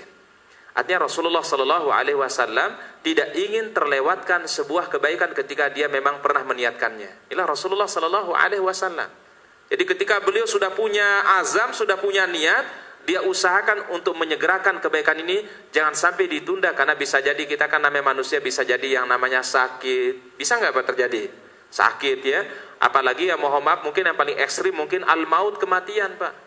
Kita nggak tahu Pak, ketika kita punya niat, sebaiknya Pak untuk kita segerakan. Walaupun orang kan berniat baik pun juga ada bagus ya Pak ya. Tapi jangan cuma niat doang Pak. Pagi hari niat duha, tapi duha nggak dikerjain Pak, cuma niat doang Pak ya. Nanti juga qiyamul lail, cuma niat doang pas mau tidur Pak, ya, tapi tidak bangun untuk qiyamul lail. Ya, niat itu Bapak-bapak, Ibu-ibu, kalau yang saya pahami dari hadis Rasulullah SAW Pak, ada orang yang memang punya niat untuk qiyamul lail, tetapi kondisi badannya mohon maaf Pak, mungkin terlalu lelah, terlalu capek kerja Pak. Kemudian kata Rasulullah, ghalabat ainahu, dia terkalahkan oleh kedua matanya, pules tidurnya, nggak bangun-bangun Pak. Bangunnya sampai apa Pak? Baru azan subuh. Nah kata Rasulullah SAW, tidurnya hamba ini dan dia tidak terbangun qiyamul lail, sedekah dari Allah Subhanahu wa taala. Artinya kondisi tertentu Pak. Ini enggak Pak, badannya sehat, seger gitu Pak ya, pakai niat doang Pak. Ya, enggak bangun juga qiyamul lail Pak ya. Jadi qiyamul lail itu yang niat yang Allah Ta'ala akan catat itu adalah gimana Pak? Ya memang kondisinya mungkin sakit atau mungkin badannya udah capek banget Pak, sehingga dia terlewatkan untuk qiyamul lail. Inilah akan dicatat kata Rasulullah SAW sama seperti dia melakukan qiyamul lail. Tapi kalau badannya yang seger sih enggak Pak kayaknya. Ya, sudah tidur lama enggak bangun-bangun juga Pak. Ya, baik. Yang pertama tadi Pak apa? Yusari'una fil khairat. Apa artinya yusari'una fil khairat? Ternyata Zakaria itu sukses, keluarga Zakaria itu selalu mengejar kebaikan. Oleh karenanya bapak-bapak, ibu-ibu, rumah tangga yang baik adalah rumah tangga yang selalu baik suami ataupun istri ingin sama-sama mengejar sebuah kebaikan. Sehingga dijadikan rumah itu sebenarnya adalah masjid yang kedua setelah masjid yang sesungguhnya. Makanya kenapa sunnahnya Rasulullah SAW, kata Rasulullah SAW, jadikanlah sebagian solatmu ada di rumah, terutama solat-solat sunnah Pak. Ya, kata Rasulullah SAW, ij'alu nasibakum minas salah libuyutikum. Jadikanlah sebagian dari solatmu itu laksanakan di mana Pak? Di rumah. Wala taj'alu buyutakum kubura. Jangan jadikan rumah kita ini seperti kuburan, kata Rasulullah SAW. Karena tidak dipakai untuk solat sunnah, tidak dipakai baca Quran, tidak dipakai untuk berzikir kepada Allah. Ternyata masjid kita kedua itu sebenarnya adalah ada di rumah. Bagaimana komitmen kita suami ataupun istri, mari dari rumah ini kita menegakkan kebaikan dalam rumah tangga kita. Ini kuncinya pertama adalah yusari'una fil khairat. Yang kedua Pak, yad'unana raghaban wa rahaba. Yad'unana raghaban wa rahaba. Apa artinya yad'unana raghaban wa rahaban Pak? Yad'un itu bahasa Arabnya Pak, berdoa. Dia berdoa kepada Allah dengan penuh harap dan penuh rasa cemas. Jadi berarti keluarga itu bapak-bapak, ibu-ibu, resep keluarga itu adalah, keluarga Zakaria adalah selalu menjadikan doa itu menjadi sesuatu yang terpenting dalam keluarga. Dan doanya Zakaria Pak, ragaban wa rahaban, dengan penuh harap dan penuh cemas. Mungkin kalau ungkapan Al-Quran yang lain, khaufan wa tama'an, rasa takut dan rasa harap. Roja'an wa khaufan, penuh harap dan penuh rasa cemas, takut kepada Allah Subhanahu wa taala. Jadi doanya orang beriman itu Pak menjadi salah satu kunci sebenarnya Pak. Semakin banyak kita berdoa Pak, itu semakin baik sebenarnya Pak. Berbeda kalau kita minta kepada manusia Bapak Ibu. Ada bait syair mengatakan gini Pak. Wallahu yaghdabu in tarakta su'alahu. Dalam bait syair dikatakan wallahu yaghdabu in tarakta su'alahu. Allah Ta'ala akan marah, akan benci kepada manusia ketika manusia itu meninggalkan berdoa kepada Allah, meninggalkan memohon kepada Allah. Wa bani adama hina yus'alu yaghdabu. Tetapi kalau manusia semakin sering diminta, semakin sering didesak Pak, lama-lama manusia itu akan menjadi marah. Betul nggak Bapak Ibu? Mohon maaf, kalau Allah Ta'ala adalah Maha yang tidak pernah bosan untuk diminta, Maha yang tidak akan pernah menolak permohonan hambanya. Bahkan ketika Allah Ta'ala mengabulkan doa kita, kemungkinan kita akan dikasih satu di antara tiga, kata Rasulullah SAW dalam hadis Imam Ahmad. Pertama, ayyu'ajjilahu masa'al. Allah Ta'ala segerakan dia di dunia, kontan dikasih sama Allah.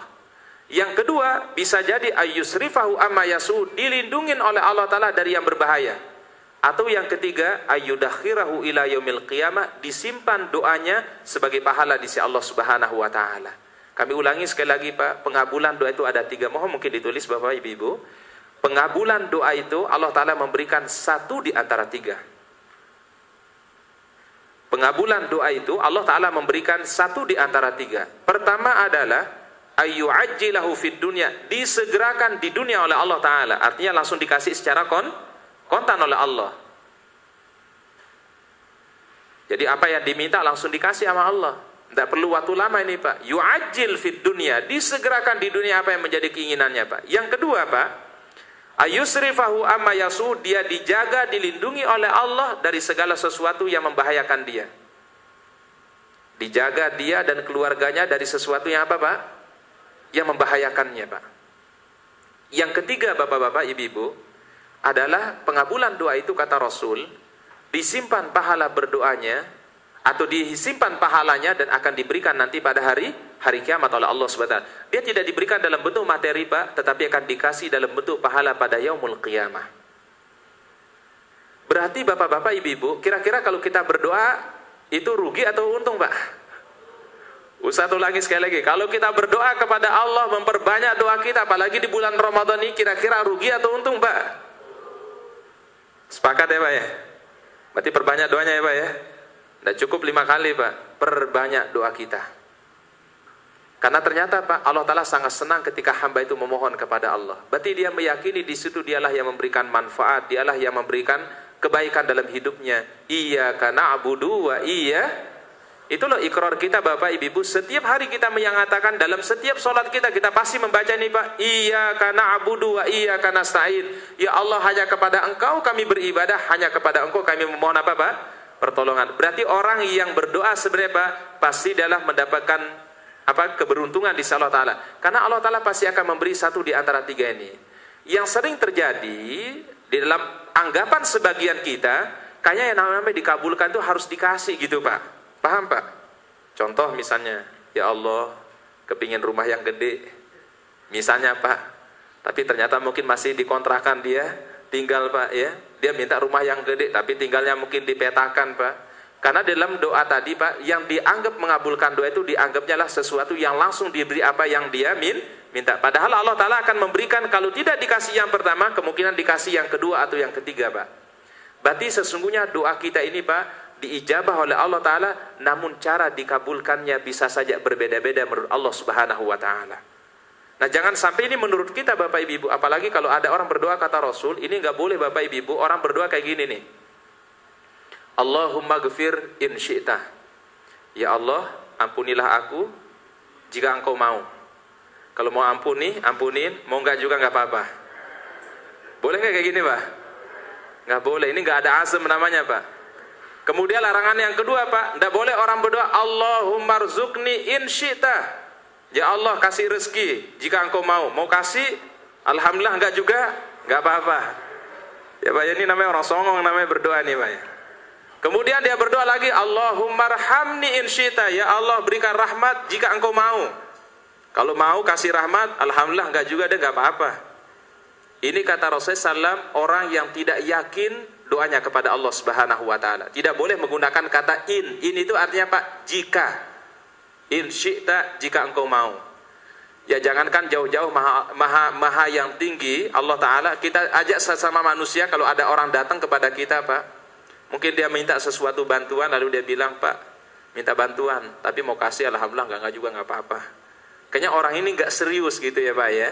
Enggak serius meminta itu, Pak. Orang yang serius meminta adalah dia tidak menggunakan kata in syi'ta, kata Rasulullah SAW. Jangan menggunakan apa, Pak? In syi'ta. Ya Allah, kita berdoa saja. Allahumma ghfirli, Allahumma rzuqni, Allahumma rhamni, tanpa diembel-embeli dengan ucapan in syi'ta. Seakan-akan dia itu adalah tidak merasa butuh kepada Allah Subhanahu wa Ta'ala. Baik, kami ulangi sekali lagi. Konsep yang kedua atau kunci yang kedua keluarga Zakaria itu adalah selalu berdoa, dan dijadikan doa itu adalah sesuatu yang terpenting dalam keluarga. Suami senantiasa doakan buat istri, ya, istri juga demikian doakan selalu buat pasangan kita, buat suami kita. Orang tua wajib kudu hukumnya senantiasa doakan buat anak-anak, Pak. Yad'unana raghaban wa rahaba. Kunci yang ketiga ternyata adalah wa kanu lana khashi'in. Kanu lana khashi'in. Dia selalu khusyuk beribadah kepada kami. Itu ternyata kunci, Bapak Ibu, supaya apa yang kita harap, apa yang kita minta kepada Allah Ta'ala itu benar-benar dikabulkan. Waktu kita melaksanakannya, Tuhan laksanakan dengan penuh kekhusyuan. Jangan kita misalnya berdoa tetapi pikiran kita kesana kemari, tidak konsentrasi kita berdoa kepada Allah Ta'ala. Waktu kita sholat juga hati kita tidak terfokus kepada Allah Subhanahu wa Ta'ala. Ini bisa mengurangi nilai daripada ibadah kita kepada Allah Ta'ala. Wa kanu lana khashiyin. Ada tafsiran yang lain, maksud yang ketiga ini adalah dia sangat tunduk terhadap perintah kami. Karena khasyi dalam bahasa itu artinya ketundukan. Sami'na wa ata'na. Nah, sekarang tantangan yang terbaru kita ini sekarang, Bapak-bapak, Ibu-ibu, ada namanya jin. Apa namanya jin? Jin kan biasanya jin itu makhluk halus ya, Pak ya, nggak kelihatan ya, Pak ya. Sekarang jin itu Bapak-bapak, Ibu-ibu bisa kelihatan loh. Ya, namanya jin. Apa namanya, Pak? Jin. J-nya adalah jamaah, I-nya adalah Islam, N-nya adalah Nusantara. Yang memunculkan ide-ide yang nyeleneh, Pak. Ini baru beberapa waktu lalu kan mereka minta pendapat dari masyarakat bagaimana kalau seandainya dilegalkan pernikahan sesama jenis. Laki sama laki, perempuan sama perempuan.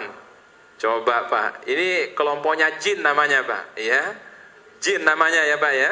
Baik, berarti kalau orang melegalkannya Bapak Ibu, berarti kembali kepada zaman Nabi siapa nih Pak? Nabi Lut alaihissalam. Yang Allah Ta'ala berikan siksaan Pak melebihi daripada siksaan umat-umat yang lain. Tidak ada umat yang disiksa lebih berat dibandingkan umatnya Nabi Lut alaihissalam. Wa amtarna alaihim hijaratan min sijilin mandud. Kami menurunkan hujan kepada mereka. Mohon maaf, hujannya bukan berupa air, tapi hujannya berupa batu dari Allah Subhanahu wa taala. Wa ja'alna 'aliyaha safilaha. Bumi mereka kami membalikkannya, Pak. Kira-kira kalau dibalik, kira-kira ada yang selamat enggak, Pak? Tidak ada yang selamat. Orang gempa saja, Pak, baru cuma gempa doang, Pak, orang bisa enggak selamat, Pak. Bagaimana ini kalau buminya dibalikkan oleh Allah Ta'ala? Wa ja'alna 'aliyaha safilaha. Kayak orang goreng aja, Pak. Goreng yang di atas ini dijadikan bawah. Gak ada yang selamat satupun kecuali orang-orang yang beriman bersama Nabi Lut alaihissalam. Bahkan sampai istrinya pun juga tidak termasuk orang yang selamat, Pak. Ya, istrinya Nabi Lut kan yang digambarkan dalam Al-Qur'an dalam surah Tahrim, wa daraballahu mathalan lil ladzina kafaru imra'atu nuhin wa imra'ata lut. Allah Ta'ala jadikan perumpamaan bagi orang-orang yang kafir, istrinya Nabi Lut dan istrinya Nabi Nuh alaihissalam. Tapi berbeda dengan istrinya Fir'aun, Pak. Wa daraballahu mathalan lil ladzina amanu imra'ata fir'aun. Allah Ta'ala jadikan istri Fir'aun itu menjadi perumpamaan bagi wanita-wanita yang beriman. Ketika dia berdoa kepada Allah, Rabbi benili indaka baitan fil jannah. Ya Allah, bangunlah sebuah rumah istana di sisimu ya Allah. Ini doanya siapa Pak? Istrinya Fir'aun yang bernamanya Asia. Rabbi benili indaka baitan fil jannah.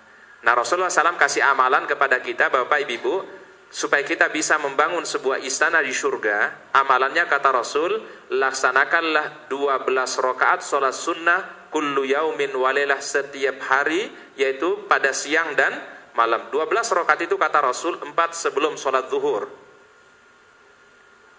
4 qobliyah zuhur, kemudian 2 ba'diyah zuhur, kemudian 2 setelah maghrib, kemudian 2 setelah isya, kemudian yang ketiga 2 sebelum subuh atau 2 rakaat fajar. Berapa totalnya Pak? 12. Ini riwayatnya dari sahabiah Aisyah radhiyallahu anha ummul mukminin. Barang siapa yang melaksanakan 12 rakaat sholat sunnah kullu yaumin walailah, setiap hari dan setiap malamnya, artinya setiap harinya Pak, berarti maksudnya rawatib, 4 sebelum sholat zuhur, 2 setelah sholat zuhur, 2 setelah maghrib, 2 setelah isya, dan 2 sebelum sholat subuh. Banallahu lahu baitan fil jannah. Allah Ta'ala akan membangun baginya sebuah rumah istana di surganya Allah Subhanahu wa Ta'ala. Persis dengan permohonannya siapa Pak? Asiyah Rabbi benili indaka baitan fil jannah. Jadi bayangkan Bapak Ibu, ternyata terkadang suami bisa baik Pak, tetapi istri mungkin belum tentu beriman. Ya Pak ya? Suami bisa baik tetapi mungkin istri belum tentu beriman. Atau sebaliknya kayak Fir'aun, suaminya jahat, bahkan mengaku dia sebagai Tuhan, tapi ternyata istrinya apa Pak? Beriman kepada Allah Subhanahu wa Ta'ala. Dijadikan gambaran oleh Allah Ta'ala keluarga yang namanya keluarga Fir'aun tadi, yaitu istrinya. Baik, berikutnya Pak, mohon mungkin ditulis hadis terlebih dahulu Pak. Mohon ditulis hadisnya Bapak Ibu. Dari Ibnu Umar. Ibnu Umar ini Pak, Abdullah bin Umar maksudnya, putra sahabat yang mulia Umar bin Khattab. Dari Ibnu Umar itu kalau kepanjangannya Pak, Abdullah bin Umar. Ya, karena nama Abdullah itu banyak di zamannya sahabat. Abdullah bin Mas'ud, Abdullah bin Abbas, Abdullah bin Amr bin As, Abdullah bin Umar. Nah, supaya mudah dihafal, Udah panggil aja nama bapaknya aja. Ibnu Umar berarti anaknya Umar. Kemudian Ibnu Mas'ud berarti anaknya siapa, Pak? Anaknya Pak Mas'ud. Ya, ada Pak Mas'ud di sini nih? Nggak ada. Yang ketiga, Pak, Ibnu Amr bin As berarti putra dari sahabat Amr bin As. Yang terakhir tadi Ibnu Umar, sahabat Umar bin Khattab, putra dari Umar bin Khattab. Maka disebut al-abadilah al-arba'ah. Abdullah yang 4. Abdullah bin Mas'ud, Abdullah bin Umar, Abdullah bin Amr bin As, dan Abdullah bin Abbas. Abbas itu pamannya Rasul. Ya. Jadi ada berapa Abdullah, Pak? Ada 4 Abdullah. Abdullah bin Mas'ud, Abdullah bin Umar, Abdullah bin Abbas, Abdullah ibnu Amr bin As. Nah, hadis ini diriwayatkan dari sahabat siapa? Ibnu Umar. Sudah? Rasulullah sallallahu alaihi wasallam bersabda, "Jadilah engkau di dunia ini seperti orang yang asing atau seperti orang yang menempuh perjalanan yang panjang." Jadilah engkau di dunia ini seperti orang yang asing atau seperti orang yang menempuh perjalanan yang panjang. Baik. Sudah Bapak-Bapak, Ibu? Udah ditulis? Baik. Wah, Masya Allah. Berarti usaha kecepatan ini, Pak ya. Ini Bapak-Bapak memang nulisnya cepat ya, Bapak-Bapak ya. Ya, luar biasa cepat nulis ya, Pak ya. Baik. Jadilah di dunia ini seperti orang yang asing atau seperti orang yang menempuh perjalanan yang panjang. Hadisnya singkat sekali, Pak. Sudah, Pak? Tadi kata Rasulullah SAW, Pak, jadilah di dunia ini seperti orang yang asing atau seperti orang yang sedang menempuh perjalanan yang panjang. Kemudian Ibnu Umar berkata, mohon ditulis, kemudian Ibnu Umar berkata, apabila engkau berada di sore hari,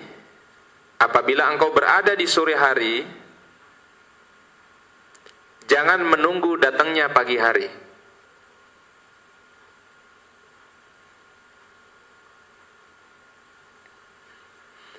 Kami ulangi sekali lagi, apabila engkau berada di sore hari, jangan menunggu datangnya waktu pagi hari. Dilanjutkan, apabila engkau berada di pagi hari, jangan menunggu datangnya sore hari. Apabila engkau berada di pagi hari, jangan menunggu datangnya apa, Pak? Sore hari.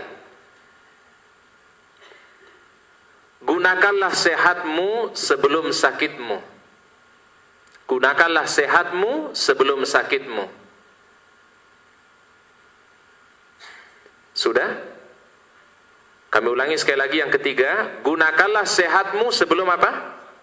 Sebelum sakitmu. Gunakanlah hidupmu sebelum engkau meninggal dunia. Gunakanlah hidupmu sebelum engkau meninggal dunia. Rawahul Bukhari, hadis riwayat Bukhari. Boleh disingkat ayahanda ibunda dengan singkatan HR Bukhari, hadis riwayat Bukhari.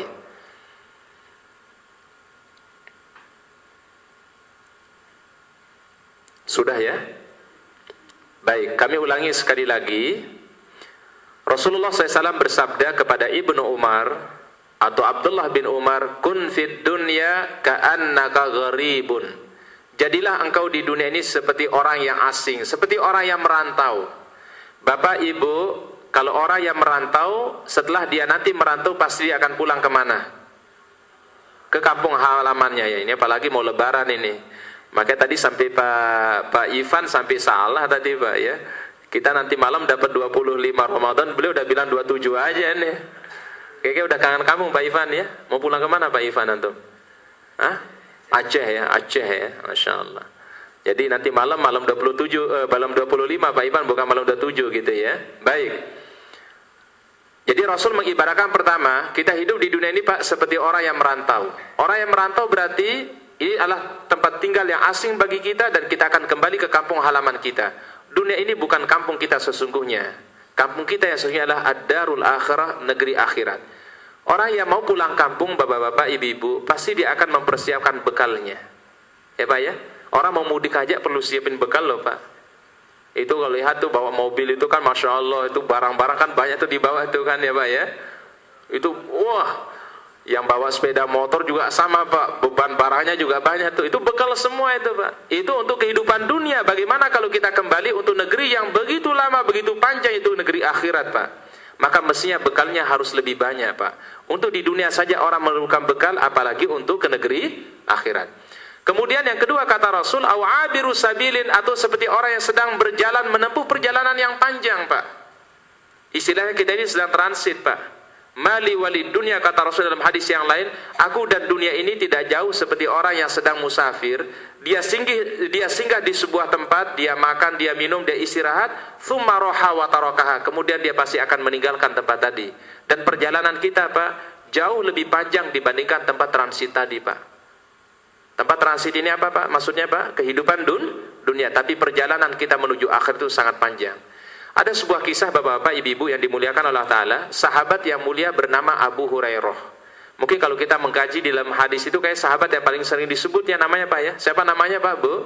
Abu Hurairah. Namanya agak unik Pak. Abu itu artinya bapak.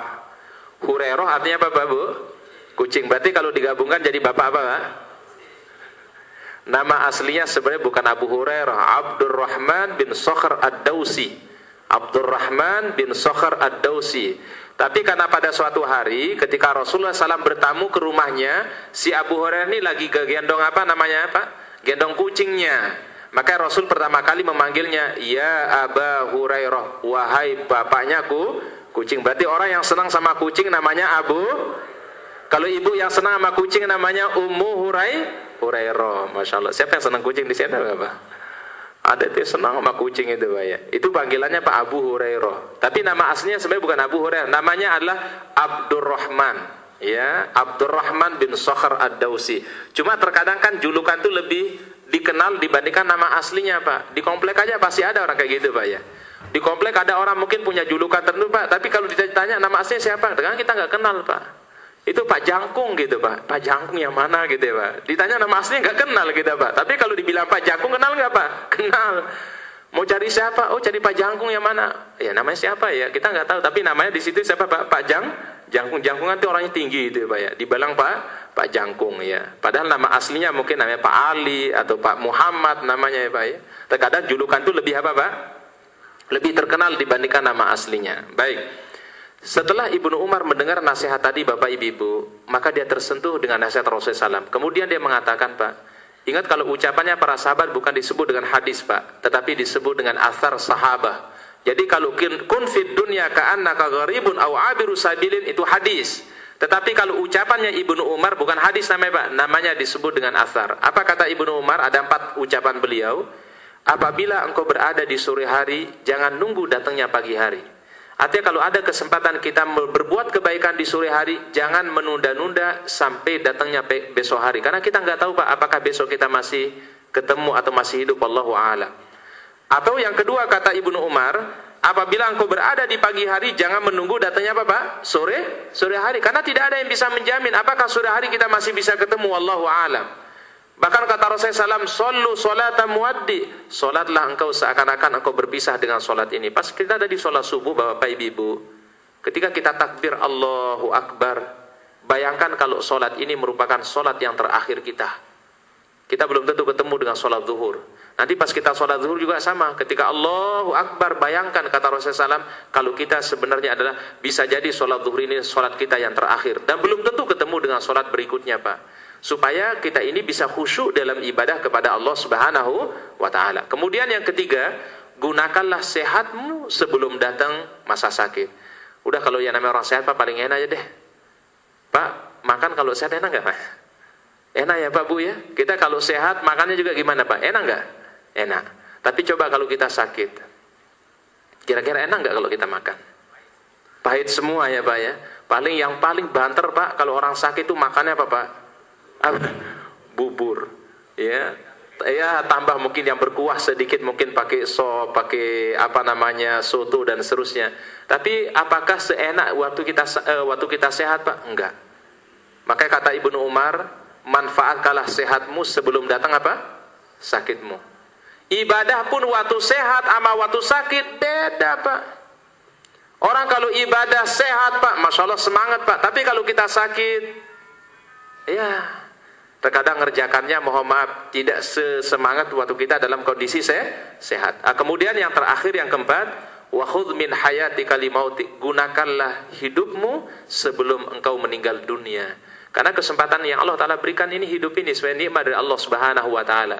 Sehingga pas kita terbangun di pagi hari itu kan Pak, doanya alhamdulillahilladzi ahyana ba'dama amatana wa ilaihin.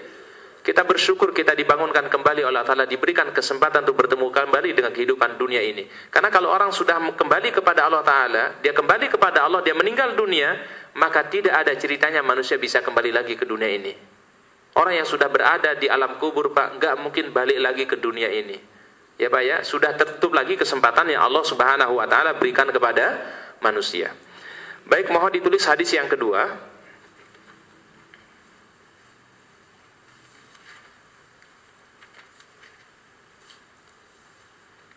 Dari Ibnu Umar, hadisnya juga dari Ibnu Umar. Dari Ibnu Umar, Rasulullah sallallahu alaihi wasallam ditanya. Rasulullah sallallahu alaihi wasallam ditanya.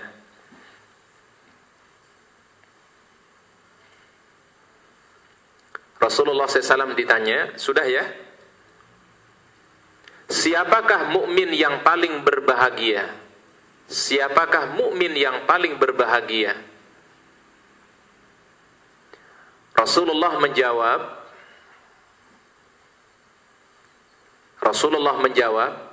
siapa yang paling banyak mengingat kematian?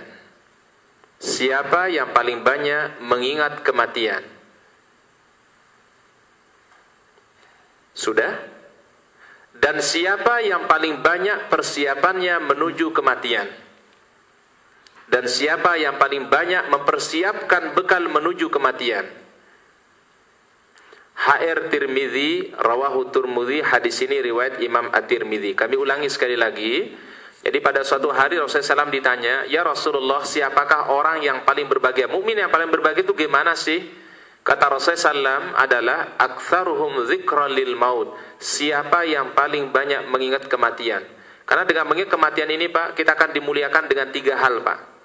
Siapa saja mengingat kematian, kata ulama salaf, ya, Ibnu Daqqaq mengatakan, orang kalau ingat kematian Pak akan dimuliakan dengan 3 perkara. Pertama Pak, ta'jilut taubah, dia akan senantiasa menyegerakan taubat kepada Allah Ta'ala dan senantiasa beristighfar Pak. Kemudian yang kedua, kemuliaan yang kedua bagi orang mengingat kematian itu adalah Allah Ta'ala akan menjadikan dia orang yang qanaah, orang yang bersyukur terhadap nikmat Allah Subhanahu wa Ta'ala. Dan yang ketiga Pak, nasyatul ibadah, dia akan bersemangat di dalam bertakarub dan ibadah kepada Allah Subhanahu wa Ta'ala. Orang kalau sering mengingat apa Pak? Kematian. Dimuliakan kata para ulama salaf dengan 3 hal.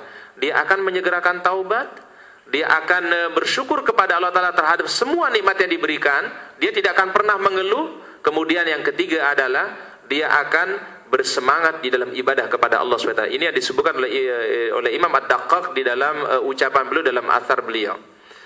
Kemudian siapa yang paling memperbanyak apanya Pak? Persiapannya atau bekalnya menuju kematian atau negeri akhirat. Oleh karenanya kita gunakan kesempatan Ramadan ini yang merupakan 10 terakhir di bulan Ramadan. Kita tidak tahu Bapak-bapak, Ibu-ibu, apakah pada tahun depan kita masih bisa ketemu, apakah kita masih dipertemukan dengan bulan Ramadan. Wallahu a'lam, itu rahasia Allah Subhanahu wa taala.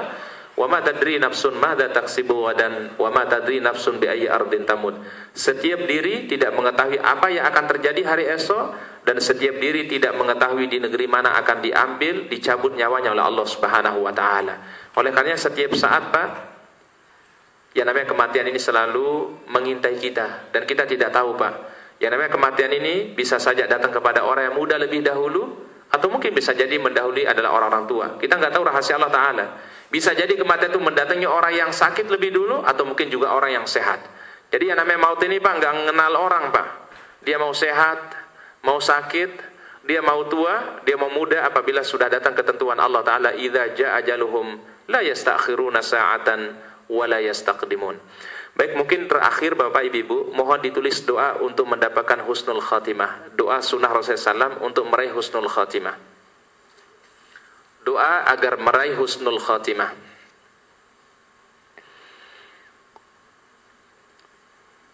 Mungkin kami tuliskan di di papan tulis ya.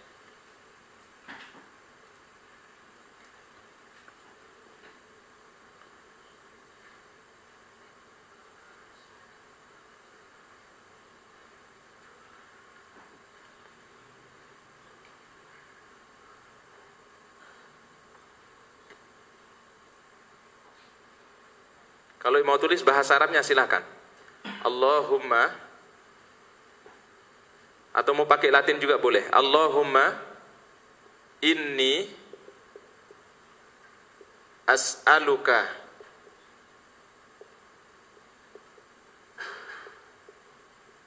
khaira umri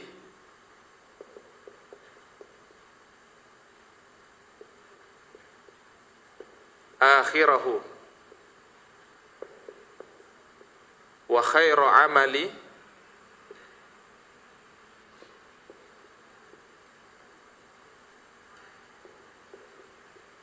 khawatimahu.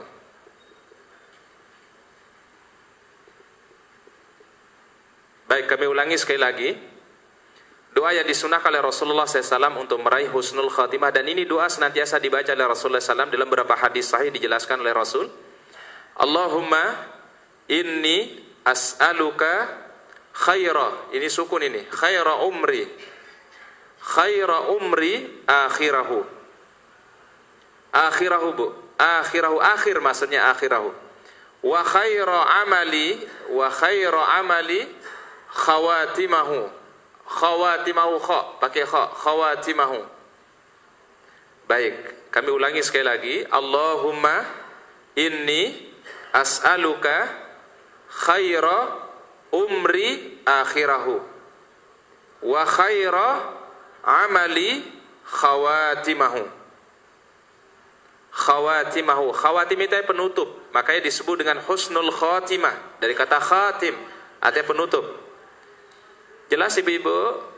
Ustaz ulangi sekali lagi. Allahumma inni as'aluka khaira umri akhirahu wa khaira amali khawatimahu.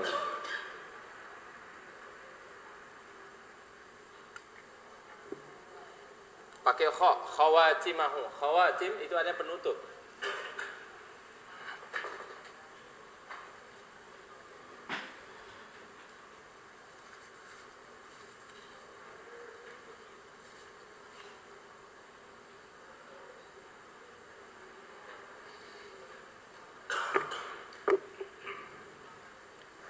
Sudah bapak-bapak ibu-ibu, Ustaz ulangi sekali lagi. Allahumma inni as'aluka khaira umri akhirahu wa khaira amali khawatimahu. Ya mungkin kita baca sama-sama mungkin bapak ibu nanti ya, biar kita bisa mengamalkannya insyaallah dalam kehidupan kita.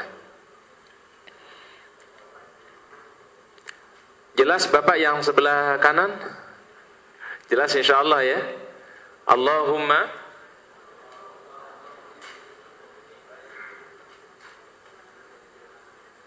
baik, kita baca mungkin sama-sama bapak ibu. Allahumma inni as'aluka khaira umri akhirahu wa khaira amali khawatimahu. Kita ulangi sekali lagi. Allahumma inni as'aluka khaira umri akhirahu wa khaira amali khawatimahu. Artinya, ya Allah, aku memohon sebaik-baik umurku. Ya Allah, aku memohon sebaik-baik umurku pada akhirnya. Ya Allah, aku memohon sebaik-baik umurku pada akhirnya. Sudah? Sebaik-baik amalku pada penutupnya. Sebaik-baik amalku pada penutupnya. Kami ulangi sekali lagi. Ya Allah, kami memohon atau aku memohon sebaik-baik umurku pada akhirnya. Sebaik-baik amalku pada penutupnya. Karena yang dinilai oleh Allah Ta'ala Pak adalah kesudahan kita atau akhir dari kehidupan kita Pak. Nah ini yang kita minta, mudah-mudahan sebaik-baik umur kita adalah pada akhirnya. Sebaik-baik amal kita pada apanya Pak? Penutupnya. Jadi mudah-mudahan di saat kita diambil oleh Allah Ta'ala, kita dalam keadaan melakukan kebaikan. Atau setelah melakukan kebaikan, lalu kita diambil oleh Allah Subhanahu wa Ta'ala. Ini yang diminta oleh Rasulullah SAW.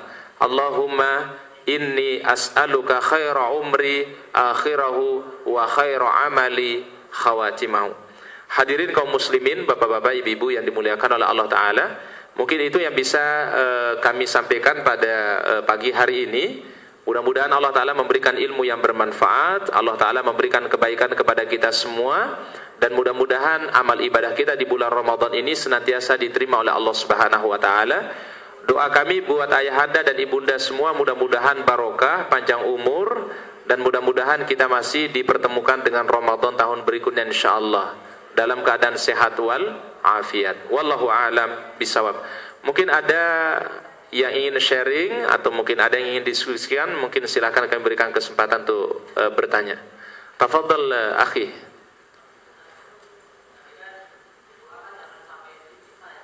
Bagaimana? In syi'ta, baik.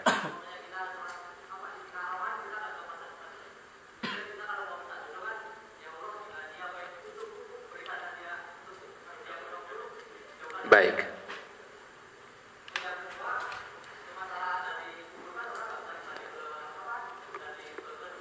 Baik.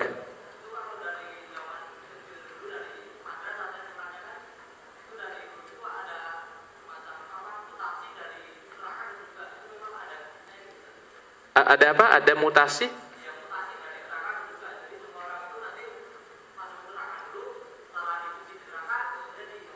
Baik. Baik. Pertanyaan yang pertama, antum sudah nikah belum? Udah, alhamdulillah. Saya kira belum nikah ya. Kalau belum nikah kita doakan, insya Allah mudah-mudahan dipermudah gitu ya. Ada yang belum nikah di antara jamaah ini? Coba ada yang masih muda yang belum nikah? Udah, alhamdulillah. Yang ini masih muda kayak ini ya? Hah? Masih sekolah, masya Allah. Baik. Berarti ini alhamdulillah nih jamaah-jamaah udah pada nikah semua ya. Alhamdulillah, berbahagialah orang yang sudah pernah nikah ya. Baik. Kalau doa istikharah itu bukan mengandung seperti yang tadi kami sampaikan. Kalau yang pertama itu kan Allahumma ghfirli in syi'ta. Ya Allah, ampunilah aku jika engkau mau. Artinya kalau mau silahkan, kalau enggak juga enggak apa-apa gitu ya. Artinya itu bahasa Arabnya apa? Ada kata syi'ta di situ. Syi'ta itu artinya engkau kehendaki. Kemudian ya Allah berikanlah rezeki jika engkau mau atau jika engkau menghendakinya. Atau berikanlah apa tadi Pak? Rahmat apabila engkau mau. Kalau doa istikharah tidak. Doa istikharah itu kan berarti gini. Ya Allah, apabila sesuatu ini, kan hajatnya disebutkan, misalnya kalau dia punya calon namanya si Aisyah atau si Fatimah. Ya Allah, kalau seandainya si Fatimah ini baik untuk diriku, untuk agamaku, untuk hidupku, dan untuk akhiratku, tolong permudahkanlah ya Allah, berikanlah keberkahan pada pilihanku ini. Itu kan artinya Pak ya. Kemudian berikutnya, ya Allah apabila hajatku ini, hajat ini kan keinginannya itu, Fatimah disebut lagi tuh Pak. Fatimah atau Aisyah disebutkan tidak baik untuk diriku, tidak baik untuk agamaku, untuk duniawiku dan untuk ukhrawiku. Jauhkanlah aku dari dia dan jauhkanlah dia dari diriku, dan berikanlah takdir yang baik dan berikanlah ganti yang lebih baik di sisimu ya Allah. Dan ini tidak mengandung apa yang tadi disebutkan di apa namanya in syi'ta. Kalau syi'ta itu kayaknya apa ya, nggak yakin sama Allah Ta'ala. Kalau ini kan cuma meminta mana yang terbaik menurut Allah SWT. Apakah yang ini atau ini? Itu maksudnya kalau doa istikharah. Bahkan istikharah itu Bapak Ibu bukan hanya sekedar untuk mencari jodoh. Ini selamanya kesannya kalau istikharah itu cari apa Pak? Jodoh. Begitu udah dapat jodoh Pak, istikharahnya udah nggak dilaksanain lagi Pak ya. Jabir mengatakan, sahabat Jabir mengatakan, karena Rasulullah yu'allimuni istikharatan kama yu'allimuni suratan minal Qur'an. Kata sahabat Jabir, Rasul mengajarkan aku atau menganjurkan aku untuk melakukan salat istikharah sebagaimana beliau mengajarkan setiap surat dari Al-Quran. Maka sahabat yang paling rajin istikharah itu namanya sahabat Jabir. Itu hampir tidak pernah ditinggalkan yang namanya istikharah. Apakah sahabat Jabir akan mencari jodoh terus setiap saat Pak? Enggak. Ketika kita punya hajat, kita punya keinginan, mohonlah kepada Allah Ta'ala kita salat sunnah 2 rakaat. kita mohon yang terbaik menurut Allah Subhanahu wa taala. Itulah sebenarnya makna daripada istikharah, minta yang terbaik di sisi Allah. Wallahu a'lam bishawab. Baik, pertanyaan yang kedua, apa yang terjadi di alam akhirat tentu rahasia Allah Subhanahu wa taala. Yang menjadi keyakinan Ahlus Sunnah wal Jamaah adalah, pertama, orang-orang yang beriman itu pasti masuk surga. Betul nggak Pak? Orang yang beriman itu pasti masuk surga. Kullu ummati yadkhulunal jannah illa man aba, kecuali yang nggak mau Pak. Tapi umumnya umatku, kata Rasulullah, masuk surga dia. Lalu bagaimana Ustaz dengan pelaku dosa besar? Kalau di dalam akidah Ahlus Sunnah wal Jamaah adalah, apabila pelaku dosa besar selain kesyirikan kepada Allah Ta'ala, itu sebelum misalnya dia meninggal dunia dan dia belum bertaubat kepada Allah, itu dia di bawah kehendak Allah Ta'ala. Insya adzabahu wa insya ghafaralahu. Kalau Allah Ta'ala menghendaki dia mendapatkan ampunan, diampuni, dimaafkan oleh Allah Ta'ala. Kemudian kalau dia Allah Ta'ala akan mengazabnya, akan diazab sesuai dengan kadar daripada kesalahannya. Tapi kalau seandainya pelaku dosa besar ini di dunia dia bertaubat kepada Allah Ta'ala, maka semua kesalahannya dianggap tidak ada di sisi Allah Subhanahu wa taala. At-taibu minadz-dzambi kaman la dzambalah. Yang bertaubat kepada Allah itu sama seperti orang yang tidak memiliki apa-apa dosa sedikit pun di sisi Allah Subhanahu wa taala. Itulah yang namanya Maha Pengampunnya Allah Subhanahu wa taala. Diampuni semua kesalahan di sisi Allah Taala. Nah, kecuali dosa syirik. Dosa syirik apabila seseorang meninggal dunia dan meninggal dunia dalam keadaan syirik, belum bertaubat kepada Allah Taala, dalam keyakinan Ahlus Sunnah wal Jamaah ini disebut mukhalladun finnar. Tapi kalau orang yang melakukan kesyirikan sebelum dia meninggal dunia dia bertaubat kepada Allah Ta'ala, diterima nggak taubatnya Pak? Diterima nggak taubatnya sebelum meninggal dunia Pak? Dia melakukan kesyirikan besar misalnya Pak, diterima nggak Pak? Diterima. Yang penting kesempatan taubat itu Pak sebelum meninggal dunia aja deh. Nah, kalau setelah meninggal dunia, diperincikan oleh para ulama, kalau dia syirik, ini tidak diampuni oleh Allah Ta'ala sama sekali.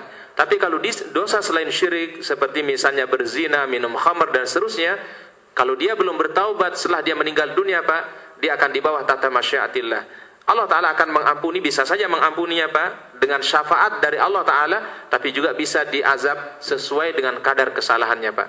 Ingat, di dalam hadis Rasul mengatakan Pak, rahmatku lebih luas dibandingkan dengan kemurkanku. Rahmati sabaqat ghadabi.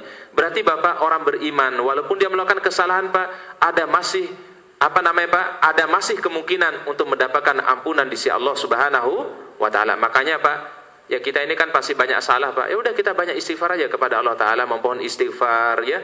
Astaghfirullah atau astaghfirullah wa atubu ilaih. Insyaallah Allah Taala menerima taubat kita dan permohonan ampunan kita insyaallah ya. Jangan berputus asa Pak. Nah, orang yang berputus asa itulah yang menjadikan dia tidak ingin bertaubat, tidak mau memohon ampun kepada Allah Subhanahu wa taala. Wallahu a'lam bishawab. Karena kita kan pernah dikisahkan oleh Rasul Pak, orang yang pernah membunuh 99 Pak. Itu dosa besar atau dosa kecil Pak? 99 Pak. Ya, ini udah ngelebihin preman Pak. 99, kan dia datang kepada seorang rahib, wahai sang rahib, aku ini telah membunuh 99. Kira-kira masih ada taubat enggak untukku? Ini kata si rahib, karena dia ahli ibadah Pak, enggak memiliki ilmu, dia mengatakan, aduh, ini dosamu doang enggak kebayang deh nih. Ya, udah enggak bisa deh terima taubatmu di sisi Allah Taala. Aduh, orangnya kesel Pak, udah digenepin aja Pak. Ya 99 kan masih kurang tuh. Udah genepin jadi 100. Tapi rasa taubatnya terus ada nih orang. Dia datanglah kepada orang yang berilmu, sang alim, lalu bertanya, wahai sang alim, apakah aku memiliki taubat? Aku setelah membunuh 100 orang, 100 jiwa Pak. Apa kata sang alim ini? Allah Ta'ala masih membuka pintu taubat untukmu sebelum nyawa di tenggorokan dan sebelum matahari terbit dari mana Pak? Dari sebelah barat. Tapi aku sarankan kau hijrahlah dari tempat tinggalmu. Kemudian kan Pak, di tengah perjalanan orang ini meninggal dunia, gitu ceritanya kan Pak ya. Malaikat rahmat dan malaikat azab berdebat, ini orang ini kira-kira mau dibawa kemana nih? Ya, ini harus kemana nih? Ya, kalau dilihat dia mau dibawa ke surga, kayaknya belum ada amal gitu Pak ya. Betul nggak Pak? Dia belum beramal, orang dia sudah membunuh Pak. Dia baru cuma bertaubat saja Pak. Tapi kalau malaikat rahmat, dia baru punya niatan bertaubat kembali kepada Allah Ta'ala.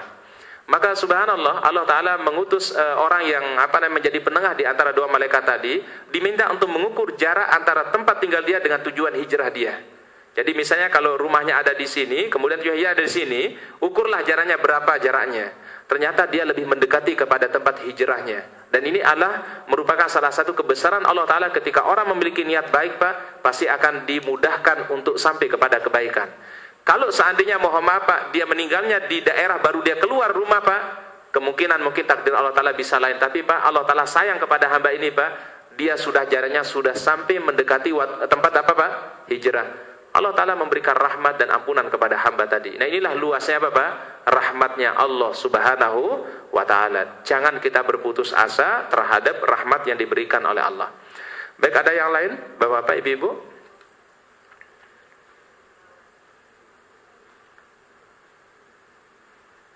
Baik, ini ada pertanyaan.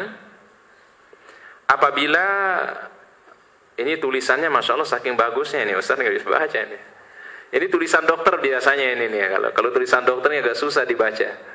Apabila mungkin ini ya maksudnya Pak, apabila orang sudah sholat tarawih dan witir, apakah seseorang lalu kepingin sholat pada malam harinya, niatnya sholat apa gitu ya Pak ya? Mohon maaf Ibu yang bertanya mana ini? Ustaz agak ini nih pertanyaannya. Mohon maaf Umi yang mana bertanya Umi? Umi mana Umi? Jadi kita sudah sholat, misalnya sholat tarawih misalnya Pak ya, sholat tarawih.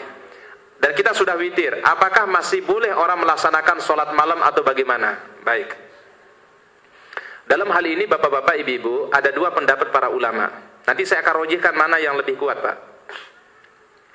Pendapat yang pertama, ada yang berpendapat barang siapa yang sudah melaksanakan sholat tarawih, maka cukup baginya dari qiyamul lail. Berarti dia cukup sholat tarawih dan tidak mengerjakan pada malam harinya sholat malam. Baik. Dalilnya apa Ustadz? Dalilnya adalah Rasulullah SAW bersabda, Man qama ma'al imam hatta yansarifa, barang siapa yang sholat tarawih bersama imam sampai imamnya selesai, kutiba lahu qiyamul lailah, dicatat baginya telah melaksanakan sholat malam semalam suntuk. Baik, ini pendapat pertama. Pendapat yang kedua mengatakan bahwasannya siapa yang telah melaksanakan sholat tarawih dan juga witir masih diperbolehkan untuk melakukan qiyamul lail atau tahajud. Karena qiyamul lail itu sebenarnya tarawih itu Pak sama dengan qiyamul lail pada umumnya Pak. Ya, di malam-malam yang lain. Cuma kalau di waktu Ramadan biasanya dimajukan di waktu Isya gitu Pak. Baik. Dan mengenai batasan rakaat qiyamul lail sebenarnya menurut para ulama salafus saleh baik dari zaman sahabat, tabi'in, tabi'ut tabi'in, Rasulullah SAW tidak membatasi jumlah qiyamul lail. Sehingga orang sholat malam itu silahkan Bapak-bapak, Ibu-ibu, boleh kurang dari 11 rakaat, boleh 11 rakaat, bahkan boleh lebih dari 11 rakaat. Oleh karenanya di zamannya Umar bin Khattab, beliau melaksanakan 23 rakaat qiyamul lail dan beliau mengatakan ni'matul bid'atu hadhi. Inilah sesuatu yang baru tetapi Allah Taala mencintainya. Alaikum bisunnati wa sunnatil khulafa'ir rasyidin. Ikutilah sunnahku dan sunnahnya khulafa'ur rasyidin. Jadi ada kebolehan untuk melakukan qiyamul lail melebihi dari berapa Pak?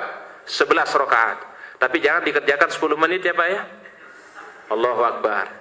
Indonesia ini Pak mencetak rekor dunia Pak.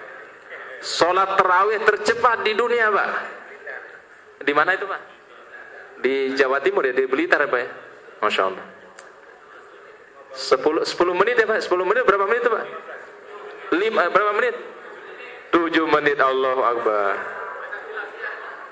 Ada khilaf nih para ulama, ada khilaf nih, ada mengatakan 7, ada yang mengatakan 10, ada yang mengatakan 15. Yang penting cepatlah dikerjakan Pak ya. Bayangkan Bapak-bapak as-salam saja saya yakin Pak, kalau as-salam melakukan sholat tarawih 11 rakaat dengan mungkin imam bacanya agak panjang sedikit, mungkin menghabiskan waktu setengah jam sampai 40 menit biasanya. Betul nggak Pak? Setengah jam sampai 40 menit. Itu 11 rakaat loh Pak. Ya, ini 23 Bu. Ya, 23 dalam waktu yang sangat singkat Pak. Itu nggak tahu tumaninah gimana itu Pak. Itu nggak pakai tumaninah yakin tuh Pak ya. Kan kalau kita baca hadis Rasulullah SAW, ada kan sahabat masuk Masjid Nabawi, sholat dia Pak, sholatnya cepat. Apa kata Rasulullah SAW? Sholli fa innaka lam tusolli, sholatlah engkau, ulangi sholatmu, engkau belum sholat. Sahabat ini sholat lagi Pak, sama dia lakukan dengan yang pertama, ditegur lagi sama Rasul, sholatlah engkau karena engkau belum sholat. Sampai dilakukan berapa kali Pak? 3 kali. Kata sahabat ini, ya Rasul, ilmu sholat itu cuma ini aku tahu.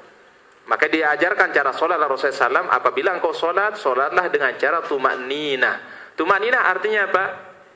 dilaksanakan secara santai, pelan. Ketika ruku, rukulah rasakan engkau benar-benar ruku. Ketika i'tidal, benar-benar engkau dalam keadaan apa Pak?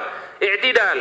Kemudian ketika engkau sujud, benar-benar engkau rasakan dalam keadaan sujud. Kemudian duduk antara dua sujud sampai seterusnya. Ini disebut dengan tuma'ninah. Kalau yang dikerjakan 23 rakaat dan cepat itu Pak, ya kita pasti meyakini bahwasanya nggak pakai tuma'ninah Pak, ya. Dan kalau menurut fikih sebenarnya Pak, itu sudah nggak sah sholatnya Pak. Wajib diulangin sebenarnya Pak. Iya Pak ya. Nah itulah yang namanya udah jadi kebiasaan, jadi dianggap benar gitu Pak ya. Makanya kebiasaan itu belum tentu apa Pak? Benar. Makanya itu Pak, masjid katanya Pak, masjid paling ramai di Jawa Timur tuh Pak.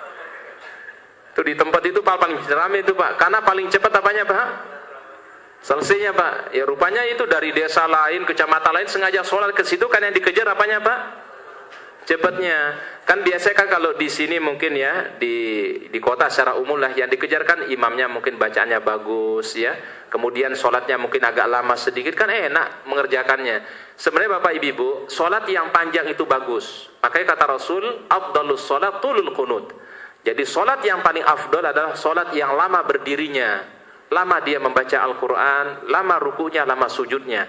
Dan semakin kita mengikuti alur Al-Quran sebenarnya Pak, semakin enak kita menjalankan ibadah itu kepada Allah Ta'ala ya. Jadi sebenarnya Pak, kalau bisa sholat itu agak panjang-panjang lah dikit ya, jangan sampai alhaqumut takasur terus Pak. Kemudian wal asri nanti rakaat kedua apa Pak? Al-Ikhlas atau Inna A'taina. Carilah surat-surat yang agak panjang sedikit. Karena ini bulan Ramadan Pak, bulan diturunkannya Al-Quran. Bacalah Al-Quran itu ya lebih apa Pak? Lebih panjang waktu membaca untuk sholat tarawih. Tapi ada juga saya perhatikan Pak, masjid Pak pakai wal asri Pak, tapi lama nadanya Pak, biar agak lama gitu Pak ya. Jadi 11 rakaat Pak, tapi wal asri, nanti Al-Ikhlas, kemudian berikutnya alam nasroh laka sodro, kemudian Al-Ikhlas, tapi dibaca pelan gitu Pak, nadanya di pelan-pelan ini, jadi agak lama gitu Pak ya. Nah sebenarnya Pak mungkin bisa memilih yang hafal Quran ya Pak ya. Biarlah kita bisa mendapatkan pencerahan dari Al-Quran ini Pak. Kan supaya yang didengar itu kan bukan hanya surat Al-Hakumut Takasur saja. Baik. Kemudian di zamannya Umar bin Abdul Aziz pernah mengerjakan sholat tarawih qiyam Ramadan itu 39 rakaat. 39 rakaat. Di zamannya Umar bin Abdul Aziz yang disebut dengan Khalifah Rasyidin yang kelima. Kemudian di berikutnya Pak, di zaman tabi'in namanya Abdurrahman bin Aswad pernah mengerjakan qiyam Ramadan 47 rakaat. Jadi sebenarnya qiyam Ramadan itu Pak boleh 11, boleh 23, boleh 39, dan boleh 47. Imam Ahmad mengatakan, Ahmad bin Hanbal, sesungguhnya tidak ada batasan pada jumlah rakaat qiyamul lail. Berarti ibunda, kalau kita sudah sholat tarawih, kita sudah witir, Ustaz masih boleh nggak qiyamul lail, kita mau sholat tahajud? Masih boleh. Dan ini pendapat yang rajih dari para ulama. Cuma jangan ulangi witir. Karena kalau kita sudah di malam hari, karena kita sudah di awal witirnya, kata Rasulullah SAW, la witrani fil lail, jangan sampai melakukan witir 2 kali. Paham ibunda? Paham Bu? Tapi kalau ada orang yang mengambil pendapat, Ustadz saya sudah sholat tarawih, udah saya cukup tidak melakukan qiyamul lail, silahkan, gak ada masalah, kan ini memiliki dasar juga dari Rasulullah SAW. Baik, mungkin kita cukupkan ya Bapak Ibu. Mungkin itu yang kita bisa bahas pada pertemuan hari ini. Masya Allah. Baik ibunda, masjid baik. Kena insya Allah ibunda sama Bu, apalagi ibu-ibu yang ngerjain gitu ya di rumah. Bu, bagi wanita ibu-ibu itu lebih fleksibel sebenarnya. Salat nanti Ustaz mungkin sebuka sejarahnya salat tarawih biar kita pahami Pak. Kalau bagi wanita itu ada pilihan salatnya ibunda. Pertama bagi wanita itu melaksanakan sholat itu di rumah. Wa buyutuhunna khairul lahunna, rumah itu lebih baik daripada masjid. Ini hadis yang pertama Pak. Hadis yang kedua, kata Rasul, la tamna'u ima Allahi masajidakum, jangan melarang ibu-ibu datang ke masjid untuk sholat. Berarti bapak ini tolong jangan melarang ibu-ibu untuk sholat kalau dia kepingin sholat ke masjid. Karena Rasulullah SAW Pak mengatakan jangan larang ibu-ibu kalau ada yang kepingin masjid. Apalagi Muhammad di masjid mungkin ada ta'lim, ada kajian, biar dapat ilmu, silahkan kita dukung Pak. Kalau selama tujuannya untuk kebaikan. Karena bagi wanita lebih fleksibel. Berbeda dengan laki-laki Pak. Kalau laki-laki Pak, tidak disebutkan rumah itu lebih baik bagi laki-laki Pak. Tetapi masjid lebih baik dibandingkan di rumah. Itu laki-laki Pak. Baik. Kemudian ibunda, kalau kita baca sejarah sholat tarawih, sebenarnya Rasul mengerjakan sholat tarawih itu 3 malam atau 3 hari berturut-turut di masjid.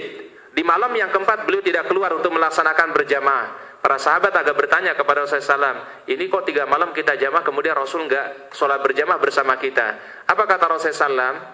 Aku khawatir kalau nanti ini menjadi sesuatu yang diwajibkan oleh Allah SWT. Dan itu ada hikmah untuk kita semua, Pak. Ya, supaya hukumnya sholat tarawih itu menjadi hukumnya apa, Pak? Sunnah. Kalau Rasul mungkin pada saat itu, Pak, mengerjakannya berjamaah terus di masjid, bisa jadi nanti hukumnya bukan menjadi sunnah, bisa menjadi wajib, dan itu akan menjadi berat untuk umat. Baik. Tetapi di zamannya Umar bin Khattab ini, Bapak Ibu, daripada orang sholat masing-masing ada di pojok sana bikin sholat tarawih, ada di sana bikin sholat tarawih, Umar bin Khattab mengumpulkan kaum muslimin, laki-laki, perempuan disuruh datang ke masjid, anak-anak disuruh datang ke masjid, dan dipilih pertama kali jadi imam itu adalah sahabat Ubay bin Ka'ab, karena bacanya yang paling terbaik, Pak, namanya sahabat Ubay bin Ka'ab. Dan inilah kata Rasulullah, kata Umar bin Khattab, ni'matul bid'atu hadhihi, inilah sesuatu yang baru, yaitu Allah Ta'ala mencintainya. Ini sahabat Umar loh, Pak, yang dikatakan orang mulham. Mulham itu, Pak, orang yang diberikan ilham. Bahkan ada 3 kasus di dalam Al-Quran, ada 3 peristiwa Al-Quran, yaitu sesuai dengan ucapan Umar bin Khattab. Kasus yang pertama atau peristiwa pertama, Pak, dulu bapak-bapak, ibu-ibu, pertama kali perintah jilbab untuk wanita itu, Pak, itu karena ucapan Umar bin Khattab. Jadi dia datang kepada Rasul, ya Rasul, kalau bisa sebaiknya wanita itu menggunakan jilbab. Tidak lama kemudian, Pak, turunlah ayat mengenai apa, Pak? Jilbab. Yang kedua, Pak, Umar mengatakan gini, ya Rasul, kayak sebaiknya kalau orang habis melaksanakan ibadah haji, ibadah umrah, setelah dia tawaf, sebaiknya dia sholat itu di dekat maqam Ibrahim. Turunlah ayat yang berbunyi, wattakhidhu min maqami Ibrahim musalla. Jadikanlah maqam Ibrahim itu sejajar ketika engkau sholat. Ini khusus bagi yang telah melaksanakan tawaf di Baitullah. Itu karena ucapannya siapa, Pak? Umar bin Khattab. Yang ketiga, ketika istri Rasulullah SAW ada yang cemburu kepada Rasul, karena Rasul dikasih ini, Pak, apa namanya? Madu yang berasal dari seorang istri beliau. Lalu Aisyah cemburu kepada hadiah yang diberikan kepada Rasulullah SAW ini, Pak. Kemudian turunlah ayat yang berbunyi, kalau seandainya Allah Ta'ala mentalak wanita tadi, istri-istri tadi, Allah Ta'ala akan mengganti dengan wanita yang lebih baik. Tidak lama kemudian turunlah ayat di dalam surat At-Tahrim, kalau seandainya Rasul menceraikan istrinya, Allah Ta'ala pasti akan menggantikan dengan wanita yang lebih baik dan wanita yang lebih soleha. Makanya istri Rasul itu waktu itu, Pak, tidak dicerai oleh Rasulullah SAW dengan turunnya ayat ini. Kalau seandainya Rasul menceraikannya, Pak, pasti Allah Ta'ala akan menggantikannya dengan yang lebih baik. Dan Aisyah minta maaf kepada Rasulullah SAW. Suratnya namanya surat At-Tahrim. Ya, ketika Rasul ditegur oleh Allah Ta'ala, wahai Nabi, jangan engkau mengharamkan sesuatu yang dihalalkan. Karena Rasul nggak mau minum madu lagi. Wah, saya nggak mau minum lagi deh. Karena membikin istrinya supaya senang, yaitu Aisyah radhiyallahu anha. Ditegur oleh Allah Subhanahu wa Ta'ala. Jadi ada 3 peristiwa dalam Al-Quran, yaitu sesuai dengan ucapan siapa, Pak? Umar bin Khattab. Jadi perbuatan Umar ini benar nggak, Ustaz? Benar. Karena kata Rasul, ikutilah aku dan ikutilah khulafa'ur rasyidin. Jadi kalau ada orang sholat tarawih 23 rakaat, boleh nggak, Pak? Boleh. Di Mekah Madinah aja itu pakainya 23 rakaat. Ya, Pak, ya? Itu sesuai dengan apa yang dicontohkan oleh Rasulullah SAW. Tapi kalau Rasul sendiri memilihnya 11 rakaat. Tapi jangan tanya, Pak, yang 11 rakaat itu panjangnya, lamanya, Pak. Kita alhamdulillah baru 1 lembar, Pak, 1 rakaat. Kalau Rasul itu Masya Allah, surat Al-Baqarah dibaca. Ya. Baik, mungkin itu yang bisa kita kaji. Cukup, Ibunda, ya. Itu yang kita bisa bahas, insya Allah. Mudah-mudahan Allah Ta'ala berikan ilmu yang bermanfaat, Allah Ta'ala berikan kebaikan. Kita akhiri dengan doa kafaratul majlis. Subhanakallahumma bihamdika, asyhadu an la ilaha illa anta, astaghfiruka wa atubu ilaik. Assalamualaikum warahmatullahi wabarakatuh.